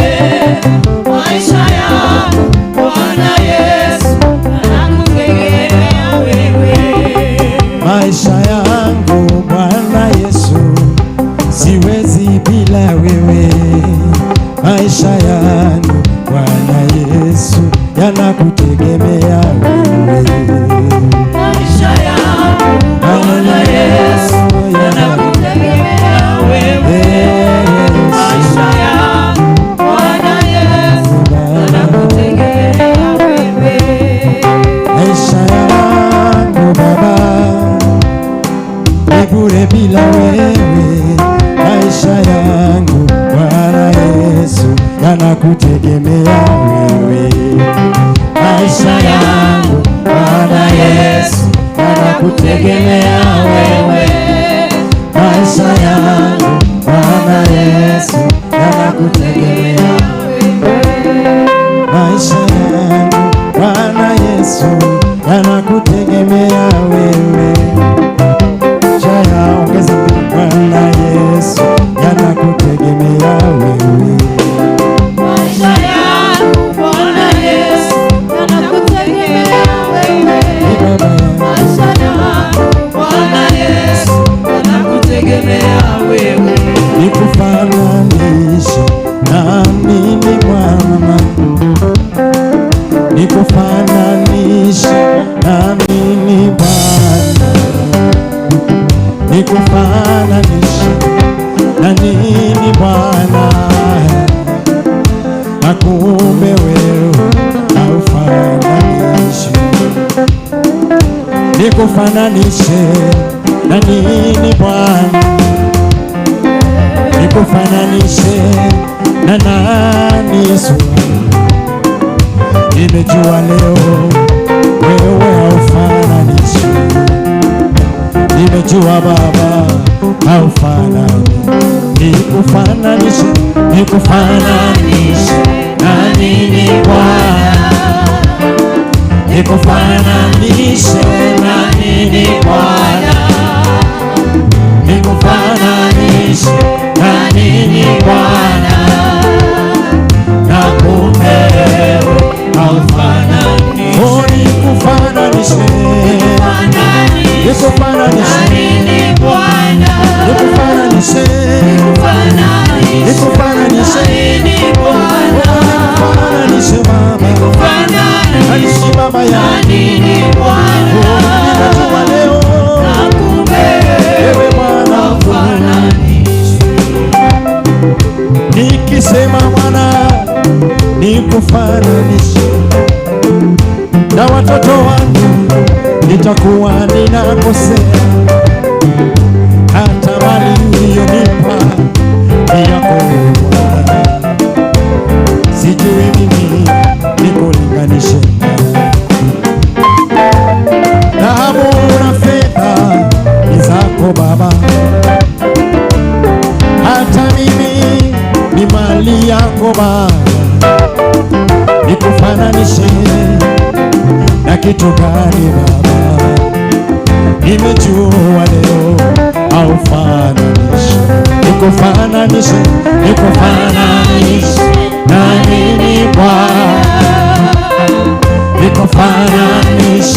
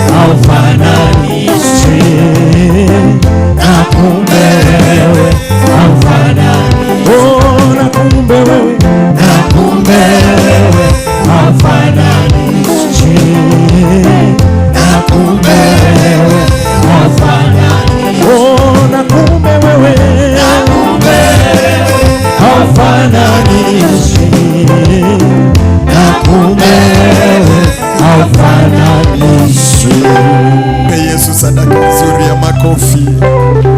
Pe Yesu sadaka nzuri ya makofi. Pe Yesu sadaka nzuri ya makofi. Pe Yesu sadaka nzuri ya makofi. Kwa jina la Yesu Kristo. Haleluya. Mimi nasikia tu tusifu.